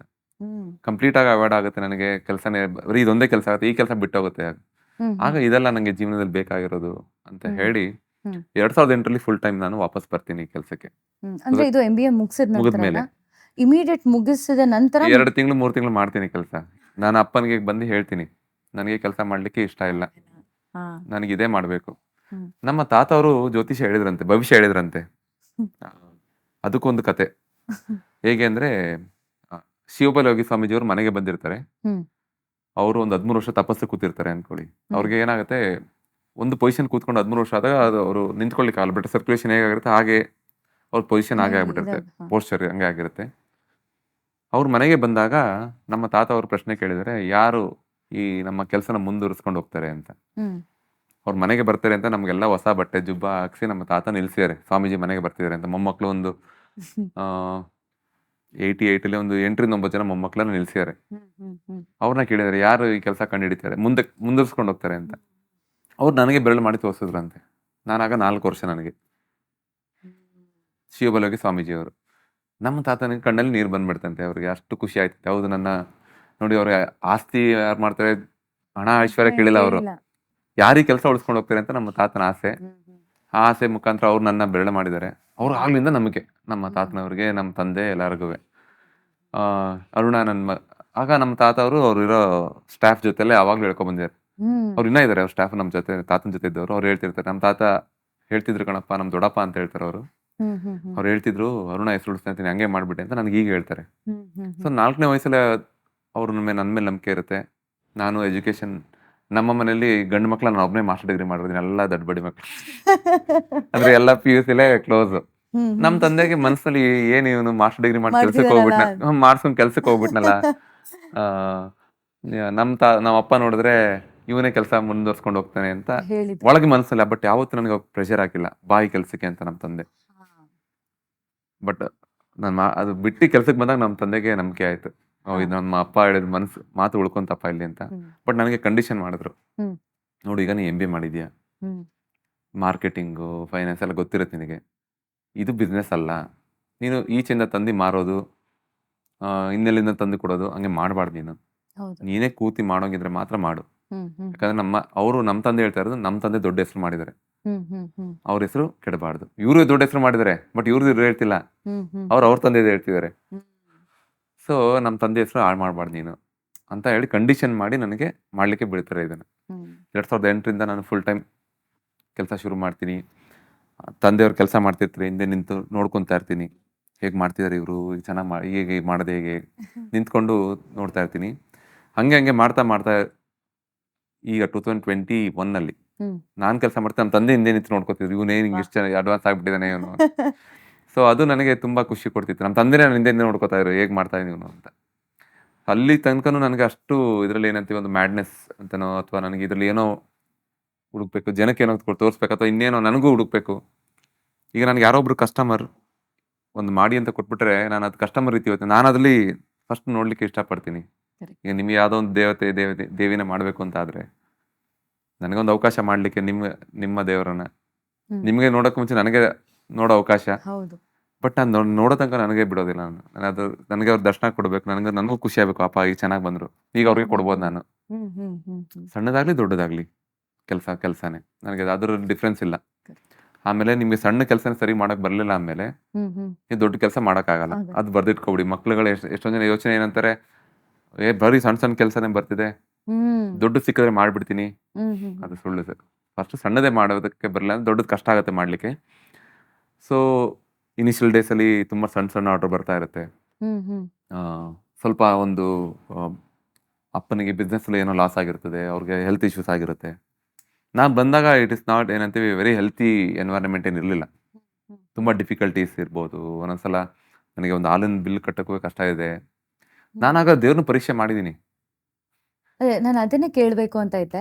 ಈಗ ಪ್ರತಿಯೊಬ್ಬರ ಜೀವನದಲ್ಲೂ ಇನ್ನರ್ ಕಾಲಿಂಗ್ ಅಂತ ಏನ್ ಹೇಳ್ತಾರೆ, ನಾನು ಹುಟ್ಟಿರೋದು ಹಾಡೋದಕ್ಕೆ, ನಾವು ಹುಟ್ಟಿರೋದು ಸಿನಿಮಾ ಡೈರೆಕ್ಟ್ ಮಾಡೋದಕ್ಕೆ ಅಂತ ಸಾಕಷ್ಟು ಆಸಕ್ತಿ ಇರುತ್ತೆ. ಹಾಬಿ ಆಗಿ ಶುರು ಆಗಿದ್ದು ಹೋಗ್ತಾ ಹೋಗ್ತಾ ಪ್ಯಾಷನ್ ಆಗುತ್ತೆ. ಆದ್ರೆ ವಾಸ್ತವಿಕ ಜೀವನ ನಮ್ಮ ಕಣ್ಣೆದುರುಗಡೆ ಬಂದಾಗ ಒಂದು ಬ್ಯಾಕಪ್ ಪ್ಲಾನ್, ಒಂದು ಕರಿಯರ್ನ ಇಟ್ಕೋಬೇಕು ಅಂತ ನಾವೆಲ್ಲರೂ ಅನ್ಕೋತೀವಿ. ಯಾವುದೇ ಕ್ಷೇತ್ರದಾಗೆ ನೀನು ಕಾಲಿಡು ಒಟ್ನಲ್ಲಿ ಹಾಗೆ ಅನ್ಕೋತೀವಿ. ಆದ್ರೆ ನೀವು ಎಲ್ಲಾನು ಪಕ್ಕಕ್ಕೆ ತಳ್ಳಿ, ಅದು MBA ಮಾಡಿ, ನೀವೇ ಹೇಳಿದ್ರೆ ನಿಮ್ಮ ಒಂದು ಫ್ಯಾಮಿಲಿಯಲ್ಲಿ ನೀವೇ ಮಾಸ್ಟರ್ಸ್ ಮಾಡಿರೋದು ಅಷ್ಟೇ ಅಂತ, ಯಾಕೆ ಅದನ್ನ ತಳ್ಳಿ ಕಂಪ್ಲೀಟ್ ಆಗಿ ನಾನು ನಂಬಿದ್ರೆ ಇದನ್ನೇ ನಂಬ್ತೀನಿ, ಇದೇ ನನಗೆ ಊಟ ಹಾಕುತ್ತೆ ಅಂತ ಹೇಗ್ ಅನ್ಸ್ತು ನಿಮ್ಗೆ? ನೋಡಿ, ಇದು MBA ಇಂದ ಬಿಟ್ಟು ಬಂದಾಗ ನಮ್ಮ ತಾಯಿಯರು ತುಂಬಾ ಅಪೋಸ್ ಮಾಡ್ತಾರೆ ನಂಗೆ. ಬೇಡ, ಇದು ಅಪ್ಪ ಹಾಕಿದ ಆಲಿನ ಮರ ಅಂತ. ಯಾಕಂದ್ರೆ ಈ ರೀತಿ ಕ್ಲೀನ್ ಆಗಿರೋಕ್ಕಾಗಲ್ಲ. ಡಸ್ಟ್ ಅಂದ್ರೆ ಕೈ ಕಲರ್ ಧೂಳಾಗಿರುತ್ತೆ. 3 ಹೊತ್ತು ನಾವು ಸ್ವೆಟ್ಟಿಂಗ್ ಆಗ್ತಾ ಇರ್ತೀವಿ. ತುಂಬಾ ಫಿಸಿಕಲಿ ಚಾಲೆಂಜಿಂಗ್ ಜಾಬ್. ಅಮ್ಮ ಹೇಳ್ತಾರೆ ಬೇಡ ಅಂತ. ಬಟ್ ನನಗೆ ಏನ್ ಖುಷಿನೋ ಅದು ಮಾಡ್ಬೇಕು. ಅದು ನನಗೆ ಫಸ್ಟ್ ಪಾಲಿಸಿ, ಫಸ್ಟ್ ನನ್ನ ಪ್ರಿನ್ಸಿಪಲ್ಸ್. ಆಮೇಲೆ ನನ್ನ ಜೀವನ ಶೈಲಿ ಹೇಗಿತ್ತು ಅಂದ್ರೆ, ಆಗ ತುಂಬಾ ಎಕ್ಸ್ಪೆನ್ಸಿವ್ ಏನಿಲ್ಲ. ನನಗೆ 50 ರೂಪಾಯಿ ದಿವಸಕ್ಕಾದ್ರೆ ನನ್ನ ಜೀವನ ನಡೆಯುತ್ತೆ. 50 ರೂಪಾಯಿ ಕೊಡಲ್ವ ಈ ಕೆಲಸ? ನಂಬಿಕೆ ಎಷ್ಟು ಮುಖ್ಯ ಅಂದ್ರೆ ನೋಡಿ, ಈಗ ಒಲಿಂಪಿಕ್ ನಡೀತಾ ಇದೆ. ಒಲಿಂಪಿಕ್ ಅಲ್ಲಿ ಒಬ್ಬ ಗೋಲ್ಡ್ ಮೆಡಲಿಸ್ಟ್ ಗೆದ್ಮೇಲೆ ಮೇಲ್ಗಡೆ ಭಗವಂತನ ಒಂದ್ಸಲ ಸ್ಮರಿಸ್ತಾನೆ. ಅವರು ಇಡೀ ಪ್ರಪಂಚದ ಸ್ಟ್ರಾಂಗೆಸ್ಟ್ ಪರ್ಸನ್ಸ್ ಆಗಿದ್ರು ಅವ್ರನ್ನ ಭಗವಂತನ ನಂಬ್ತಾರೆ ಅಂದ್ರೆ, ನಾವು ಸಾಮಾನ್ಯರು ಯಾಕೆ ನಂಬಾರ್ದು? ನನಗೆ ನನ್ನ ಎಲ್ಲರೂ ನಂಬಿ ಅಂತ ಹೇಳೋದು ನನಗೆ ಬ್ಯಾಕಪ್ ಬೇಕಲ್ಲ ನನಗೆ. ಇವೆಲ್ಲ ಬ್ಯಾಕಪ್ಸ್ ನನಗೆ. ನನ್ನ ಜೀವನ ಶೈಲಿ ಕಮ್ಮಿ ಇದೆ, ಖರ್ಚು ಜಾಸ್ತಿ ಇಲ್ಲ, 50 ರೂಪಾಯಿ ಸಿಕ್ಕಿದ್ರು ಊಟಕ್ಕೆ ತೊಂದರೆ ಇಲ್ಲ, ವ್ಯವಸಾಯದಲ್ಲಿ ಅಕ್ಕಿ ಬೆಳಿತೀವಿ, ಹೀಗೆ ಯೋಚನೆ ಮಾಡ್ತಿದ್ದೆ. ಅಕ್ಕಿ ಬೆಳೆಯೋಕೆ ಜಾಗ ಇದೆ, ವ್ಯವಸಾಯ ನಮ್ಮ ಜಮೀನಿದೆ, ಅಕ್ಕಿ ಅದ್ ಬಿಟ್ರೆ ಇನ್ನೇನು ತರಕಾರಿ ತಿಂದ್ರೆ ಬದುಕ್ಬಿಡ್ತೀವಿ, ಬದುಕಕ್ಕೆ ತೊಂದರೆ ಇಲ್ಲ. ಆದ್ರೆ ಈ ಕೆಲ್ಸಕ್ಕೆ ಏನ್ ಮಾಡ್ಬೇಕು, ಡಿಸಿಪ್ಲಿನ್ಸ್ ಏನು, ಇದ್ರ ಬಗ್ಗೆ ಹೆಚ್ಚಿನ ಮಾಹಿತಿ ತಿಳ್ಕೊತಾ ಹೋದೆ. ಒಂದೊಂದ್ಸಲ ಪ್ರಶ್ನೆ ಮಾಡಿದ್ದು ಉಂಟು. ಯಾಕಂದ್ರೆ ನಾನು ಹೇಳಿದೆ ನಮಗೆ ಬಂದಾಗಲೇ ನಾನು ಇಲ್ಲಿ ಅಷ್ಟು ಹೆಲ್ತಿ ಎನ್ವೈರ್ಮೆಂಟ್ ಇರಲಿಲ್ಲ. ತಂದೆಗೆ ಸ್ವಲ್ಪ ಹಾರ್ಟ್ ಅಟ್ಯಾಕ್ ಆಗಿತ್ತು, ಯಾವುದೋ ಒಂದು ಬಿಸ್ನೆಸ್ ಅಲ್ಲಿ ಲಾಸ್ ಆಗಿತ್ತು. ಕೆಲವೊಮ್ಮೆ ಎಲ್ಲ ಇದೆ, ಏನಂತೀವಿ ನಾವು, ಲಿಕ್ವಿಡ್ ಕ್ಯಾಶ್ ಇಲ್ಲ. ಲಿಕ್ವಿಡ್ ಕ್ಯಾಶ್ ಇಲ್ಲ ಅಂದಾಗ ಒಂದೊಂದ್ಸಲ ಹಾಲಿನ ಬಿಲ್ ಕೊಡೋಕ್ಕೆ ಅವಸ್ಕೊಂಡಿದ್ದೀನಿ ನಾನು ರೂಮಲ್ಲಿ. ಆಮೇಲೆ ನನ್ನ ತಮ್ಮನಿಗೆ ಹೇಳ್ತಿದ್ದೆ ನೆಕ್ಸ್ಟ್ ವೀಕ್ ಬರೋಕ್ಕೆ ಹೇಳೋರಿಗೆ. ಆಗ ಬೇಜಾರಾಗ್ಬಿಡ್ತು ಒಂದ್ಸಲ. ಆಗ ನಾನು, ಹೌದಾ ನೀವು ದೇವ್ರಿದ್ದೀರಾ ನೀವು, ಹಂಗ ನಂಗೆ 2,000 ರೂಪಾಯಿ ಬೇಕು ನನಗೀಗ, ನೋಡಿ ನೀವು ಕೊಟ್ಬಿಡಿ ನೋಡೋಣ. ನನಗೆ ದೊಡ್ಡ ಪ್ರಶ್ನೆ ಅದು. ಹಾಗೆ ಯಾರೋ ಒಬ್ರು ಗೇಟ್ ತೊಗೊಂಡು ಬರ್ತಾರೆ ಮನೆ ಒಳಗಡೆ, ಅವ್ರು 2,000 ರೂಪಾಯಿ ಆರ್ಡ್ರೇ ಕೊಡ್ತಾರೆ ನನಗೆ. ಎಷ್ಟು ಕೋಇನ್ಸಿಡೆನ್ಸ್ ನೋಡಿ. ಆಗ ಅವರು ನನಗೆಲ್ಲೋ ಒಂದು ಕಡೆ ಒಂದು ಆದೇಶ ಬರ್ತಾ ಇದೆ, ಯು ಜಸ್ಟ್ ನಂಬು ನನ್ನ ಅಂತ. ನನಗೇನು 20,000 ಬರಲ್ಲ, 2,000 ರೂಪಾಯಿ ಅಷ್ಟೇ ಕೇಳಿದ್ದು ನಾನು, ಅಷ್ಟೇ ಬಂದಿದ್ದು. ನನ್ನ ಕಷ್ಟ ಇದೆ ಅಂದ್ಬಿಟ್ಟು ನನಗೆ 2 ಕೋಟಿ ಏನು ಕೇಳಿರಲಿಲ್ಲ. ನನಗೆ ಹಾಲು ಬಿಲ್ ಕಟ್ಬೇಕು, ನಂಗೆ 2,000 ರೂಪಾಯಿ ಬೇಕು, ನೀವು ದೇವರಿದ್ರೆ ನನಗೆ ಕೊಡಿ ನೋಡೋಣ. ಈ ರೀತಿ ಪರೀಕ್ಷೆ ಮಾಡಿದ್ದು ಉಂಟು. ಅವರು ನನಗೆ ವಾಪಸ್ ನನಗೆ ಪ್ರೂವ್ ಮಾಡಿರೋದು ಉಂಟು. ಆಗ ಇನ್ನೂ ನಂಬಿಕೆ ಜಾಸ್ತಿ ಆಗ್ತಾ ಹೋಯ್ತು. ನನಗೆ ಮಾಡೋ ಕೆಲಸದ ಮೇಲೆ ಗೌರವ ಇನ್ನೂ ಜಾಸ್ತಿ, ಪ್ರೀತಿ ಜಾಸ್ತಿ ಆಯ್ತಾ ಉಂಟು. ನಾ ಎಷ್ಟು ಗೌರವ ಪ್ರೀತಿ ಅದಕ್ಕೆ ಕೊಡ್ತಾ ಇದ್ದೀನಿ, ಅಷ್ಟೇ ನನಗೆ ಅದು ವಾಪಸ್ ಕೊಡ್ತಾ ಇದೆ. ಒಂದು ರಬ್ಬರ್ ಬಾಲ್ ರೀತಿ ಜೀವನ. ನೀವೇನ್ ಬಿಸಾಕ್ತೀರ ಅದು ನಿಮ್ಗೆ ವಾಪಸ್ ಬರುತ್ತೆ. ನಾನು ಅದನ್ನೇ ಬಿಸಾಕ್ತಾ ಇದ್ದೀನಿ. ಬರೀ ಗೌರವ ಪ್ರೀತಿ, ಅದ್ರ ಮೇಲೆ ಡೆಡಿಕೇಶನ್, ಡಿಸಿಪ್ಲಿನ್ ಅಷ್ಟೇ ಬಿಸಾಕ್ತಾ, ಅದು ನನಗೆ ವಾಪಸ್ ಬರ್ತಾ ಇದೆ ಅಷ್ಟೇ. ಜನ ಗೌರವ ಕೊಡ್ತಾರೆ, ಪ್ರೀತಿ ಕೊಡ್ತಾ ಇದ್ದಾರೆ. ಈ ಪ್ರೊಫೆಷನ್ ಸತ್ ಮೇಲೆ ಬದುಕುವಂತ ಪ್ರೊಫೆಷನ್ ಇದು. ಕೊಡೋ ದುಡ್ಡನ್ನ ನಿಮ್ಗೆ ಕೈ ತಗೊಳ್ಳಿ ಅಂತ ಕೊಡಲ್ಲ, ತಾಂಬೂಲ ಸಮೇತ ಕೊಡ್ತಾರೆ. ನೀವು ಮಾಡಿದ ವಿಗ್ರಹನ ಅದನ್ನ ನಂಬಿ ದೇವ್ರು ಅಂತ ಪೂಜಿಸ್ತಾರೆ. ಇದಕ್ಕಿಂತ ದೊಡ್ಡ ಪ್ರೊಫೆಷನ್ ಏನಿದೆ ನಮಗೆ? ಅದರಿಂದ ಇದಕ್ಕೆ ಅಷ್ಟು ಡಿಸಿಪ್ಲಿನ್ ಬೇಕು. ಇವೆಲ್ಲ ನನಗೆ ಫ್ರೀಯಾಗಿ ಏನ್ ಬರೋದು ನನಗೆ ಇಷ್ಟ ಇಲ್ಲ. ಫ್ರೀ ಅನ್ನೋ ವರ್ಡೇ ಇಷ್ಟ ಇಲ್ಲ. ಫ್ರೀಯಾಗಿ ನೇಮ್ ಬರೋದು ಇಷ್ಟ ಇಲ್ಲ, ಫ್ರೀಯಾಗಿ ದುಡ್ಡು ಬರೋದು ಇಷ್ಟ ಇಲ್ಲ. ಫ್ರೀ ಅನ್ನೋದೇ ವಿಷಯ ನನಗೆ ಅದು ಇಷ್ಟ ಇಲ್ಲ. ನನಗೆ ಫ್ರೀಯಾಗಿ ಏನು, ನನಗೆ ಉಚಿತವಾಗಿ ಏನು ಬರೋದು ನನಗೆ ನಂಬಿಕೆ ಇಲ್ಲ ಅದ್ರ ಮೇಲೆ. ಶ್ರಮ ಪಟ್ಟೆ ತಗೊಬೇಕು, ಶ್ರದ್ಧೆಯಿಂದನೇ ತಗೊಬೇಕು, ಪ್ರೀತಿಯಿಂದನೇ ನಾವು ಕೆಲಸ ಮಾಡ್ಬೇಕು. ಇಷ್ಟೇ ನನಗೆ ನಂಬಿಕೆ ಇರೋದು. ಸೊ ಅದರಿಂದ ಬಹುಶಃ ನಾನು ಎಷ್ಟು ಖುಷಿಯಿಂದ ಮಾಡ್ತಾ ಇದೀನಿ, ಎಷ್ಟು ಪ್ರೀತಿಯಿಂದ ಮಾಡ್ತಾ ಇದೀನಿ, ಹಂಗೆ ಅವಕಾಶಗಳು ಸಿಗ್ತಾ ಹೋಗ್ತಾ ಇದೆ. ಸಿಕ್ಕ ಅವಕಾಶನ ನಾನು ಬಹಳ ಶ್ರದ್ಧೆಯಿಂದ ಮಾಡಿ ಕೆಲಸ ಕೊಡ್ತಾ ಇದೀನಿ. ಜನಕ್ಕೂ ಅದು ತಲುಪ್ತಾ ಇದೆ. ಸೊ ನೋಡಿ, ನಾನು ಎಷ್ಟು ಪ್ರೀತಿ ಕೊಡ್ತೀನಿ, ಜನಕ್ಕೂ ಕನೆಕ್ಟ್ ಆಗ್ತಾ ಇದೆ. ನಾನು ಎಷ್ಟು ಹೋಮ್ವರ್ಕ್ ಮಾಡ್ತೀನಿ, ಎಲ್ಲೂ ವ್ಯರ್ಥ ಆಗ್ತಾ ಇಲ್ಲ. ಸೊ ಅದಕ್ಕೆ ಈ ಕೆಲಸ ನನಗೆ ಬಹಳ ಖುಷಿ ಕೊಡುತ್ತೆ ಯಾವಾಗಲೂ. ನೀವು ಮೊದಲು ಕೆತ್ತಂತಹ ಶಿಲ್ಪ ಯಾವುದು ಅಥವಾ ಪ್ರತಿಮೆ ಯಾವುದು? ನಾನು ಹೆಲ್ಪರ್ ಆಗಿ ಬಹಳಷ್ಟು ಕೆಲಸ ಮಾಡ್ತಾ ಇದ್ದೆ. ಒಂದು ಸಮಯ ಬರುತ್ತೆ, ಅಪ್ಪ ಔಟ್ ಆಫ್ ಸ್ಟೇಷನ್ ಹೋಗಿರ್ತಾರೆ, ಸೀನಿಯರ್ ಆರ್ಟಿಷಿಯನ್ಸ್ ರಜಾ ಇರ್ತಾರೆ. ವಿಗ್ರಹ ಕೊಟ್ಟಿರೋರು ಕಾರ್ಯಕ್ರಮ ಇಟ್ಕೊಂಡು ಡೇಟ್ ಫಿಕ್ಸ್ ಮಾಡ್ಕೊಂಡು ಬಂದ್ಬಿಟ್ಟಿದ್ದಾರೆ. ನನಗೆ ಮಾಡ್ಲೇಬೇಕು, ಬೇರೆ ವಿಧಿನೇ ಇಲ್ಲ. ಆ ಟೈಮಲ್ಲಿ ಮೊಬೈಲ್ ಇರಲಿಲ್ಲ, ತಂದೆಯವ್ರು ಫೋನ್ ಮಾಡಿ ಬನ್ನಿ ಅಂತ ಹೇಳಲಿಕ್ಕೆ. ಸೀನಿಯರ್ ಆರ್ಟಿಸ್ಟ್ ಇಲ್ಲ. ಅವತ್ತು ನಾನು ಒಂದು ಅಯ್ಯಪ್ಪ ಸ್ವಾಮಿ ವಿಗ್ರಹನ ಮಾಡ್ಬೇಕಾಗಿರುತ್ತೆ. 2ರಿಂದ 3 ದಿವಸದಲ್ಲಿ ಒಂದು ಕಲ್ಲು ಬಿದ್ದಿದ್ದ ಕಲ್ಲು ಅಯ್ಯಪ್ಪ ಸ್ವಾಮಿ ರೂಪ ಆಗ್ಬಿಡುತ್ತೆ. ನನಗೆ ಗೊತ್ತಿಲ್ಲ ಅದು ಹೇಗಾಯ್ತು ಅಂತ. ಬಟ್ ನಮ್ಮ ತಂದೆ ಹಿಂದೆ ನಿಂತ್ಕೊಂಡು ನೋಡ್ಕೊತಾ ಇದ್ದಲ್ಲ, ಅದೆಲ್ಲ ಇನ್ಫಾರ್ಮೇಶನ್ ಒಳಗೆ ಹೋಗಿದೆ. ಸಮಯ ಬಂದಾಗ ಅದು ಈಚೆ ಬಂದಿದೆ ನನಗೆ. ಸೊ ಅಯ್ಯಪ್ಪನ ವಿಗ್ರಹ 3 ದಿವಸ ಆದ್ಮೇಲೆ ರೆಡಿ ಆಗ್ಬಿಡುತ್ತೆ. ನನಗೆ ನಿದ್ದೆನೆ ಬರ್ತಿಲ್ಲ. ರಾತ್ರಿ ಬರೋದು ವಿಗ್ರಹ ಇದು, ಹೌದಾ ಕಲ್ಲು ಹಂಗಿ ತಿಂಗಾಗ್ಬಿಡ್ತಲ್ಲ, ಈ ನಮಗೆ ಪರಮಹಂಸರಿಗೆ ಆಯ್ತಲ್ಲ ಹಾಗೆ ರೀತಿ ನನಗೆ ಏನಿದು, ನನಗೆ ನಿದ್ದೆ ಬರ್ತಾ, ಎಲ್ಲೋ ಬಿದ್ದಿದ್ ಕಲ್ಲು ಹಿಂಗಾಗ್ಬಿಡ್ತಾ, ಹೌದಾ ಇಷ್ಟು ಇಂಥ ಒಳ್ಳೆ ಕೆಲಸನ ಇದು ಅಂತ ನನಗೆ ಒಳಗಡೆ ಖುಷಿ. ತಂದೆನೂ ಬರ್ತಾರೆ, ಬಂದು 2 ದಿವಸ 3 ದಿವಸ ಆದ್ಮೇಲೆ ನೋಡೋದು ಅವ್ರಿಗೂ ಆಶ್ಚರ್ಯ ಆಗತ್ತೆ, ಹೇಗೆ ಈ ಹುಡುಗ ಮೊದಲನೇ ವಿಗ್ರಹನ ಎಷ್ಟು ಚೆನ್ನಾಗಿ ಮಾಡಿದಾನೆ ಅಂತ. ಅವರು ನನ್ನ ಮುಂದೆ ಹೇಳ್ತಿರ್ಲಿಲ್ಲ, ಬೇರೆ ಅವರ ಆರ್ಟಿಸ್ಟ್ಗಳ ಜೊತೆ, ನೋಡು ಮೊದಲನೇ ಕೆಲಸ ಎಷ್ಟು ಚೆನ್ನಾಗಿ ಮಾಡಿದಾನೆ, ನಾವು ಅಪ್ಪ ಹೇಳಿದಂಗೆ ಆಗ್ತಾ ಇದೆ ಅಂತ ನನ್ನ ಮುಂದೆ ಹೇಳ್ತಿರ್ಲಿಲ್ಲ ಯಾವತ್ತೂ. ನಾನು ಕೆಲಸ ಒಂದು ಶುರು ಮಾಡಿದ್ದು ಮಾತ್ರ ನಮ್ಮ ತಂದೆಯವ್ರ ಕೈಲಿ ಶಬಾಷ್ ಅನ್ಸ್ಕೋಬೇಕು ಅಂತ ಅಷ್ಟೇ ನನಗೆ ಆಸೆ ಇದ್ದಿದ್ದು. ಬಟ್ ಅವ್ರು ನನಗೆ ಶಬಾಷಿರ್ ಕೊಡ್ತಾ ಇರಲಿಲ್ಲ. ಬಂದಿದ್ದೆಲ್ಲ ಕರೆಕ್ಷನ್ ಹೇಳ್ತಿದ್ದು, ಹಿಂಗೆಲ್ಲ ಮಾಡೋದು, ನಿನ್ ತಾತ ಇಷ್ಟು ಚೆನ್ನಾಗಿ ಮಾಡ್ತಿದ್ರು, ನೀನ್ ಹಿಂಗ್ ಮಾಡಿದ್ಯಾ, ಯಾವಾಗ್ಲೂ ಕರೆಕ್ಷನ್ಸ್ ಹೇಳ್ತಿದ್ರು. ನನಗೆ ಒಂದ್ಸಲ ಏನಾಗ್ಬಿಡ್ತು, ನಮ್ಮ ಅಪ್ಪಂಗೆ ಜಲಸ್ ನನ್ನ ಮೇಲೆ. ನಾವೊಂದು ಟೈಮ್ ಬರ್ತೀವಿ ಟೀನೇಜ್ಗಲ್ವಾ, ಒಂದು ನಮ್ಮಲ್ಲೂ ಒಂದು ಈಗೋಸ್ ಬರುತ್ತೆ. ಅದು ಫೇಸ್ ಆಫ್ ದ ಲೈಫಲ್ಲಿ ಅದೊಂದು ಫೇಸ್ ಅದು. ನಮ್ಮ ಅಪ್ಪನ ಮೇಲೆ ನನಗೆ ಕೋಪ ಬಂದ್ಬಿಡ್ತು. ಏನು ನಮ್ಮ ಅಪ್ಪ ಬರ್ತಾರೆ, ಚೆನ್ನಾಗಿಲ್ಲ ಅಂದ್ಬಿಡ್ತಾರೆ, ಏನಿದು ಹಂಗೆ ಹಿಂಗೆ ಅವ್ರ ಮೇಲೆ ನಾನು ಅವ್ರಿಗಿಂತ ಚೆನ್ನಾಗಿ ಮಾಡ್ತಾ ಇದ್ದೀನಿ ನನ್ನ ಹ್ಮ್ ಮನಸ್ಸಲ್ಲಿ. ಹ್ಮ್ ಹ್ಮ್ ಹ್ಮ್ ಸುಮ್ಮನೆ ನಮ್ಮ ಅಪ್ಪ ಸುಳ್ಳು ಹೇಳ್ತಿದೆ ಅಂತ ಬಂದ್ ಬೈತಿದ್ರು. ಹ್ಮ್ ಹಿಂಗೆ ಮಾಡು ಹಂಗೆ ಮಾಡು ಇನ್ನೂ ಸರಿಗೆ ಮಾಡ್ಕೊ ಹಿಂಗೆ ಮಾಡ್ಕೊ ಅಂತ.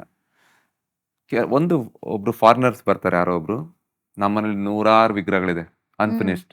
ಹ್ಮ್ ಹ್ಮ್ ಅವ್ರು ಅದ್ರಲ್ಲಿ 3-4 ಸೆಲೆಕ್ಟ್ ಮಾಡ್ತಾರೆ. ಹ್ಮ್ ನಾನು ಕೇಳಿದೆ ಯಾಕೆ ಆ 3-4 ಸೆಲೆಕ್ಟ್ ಮಾಡಿದ್ರಿ?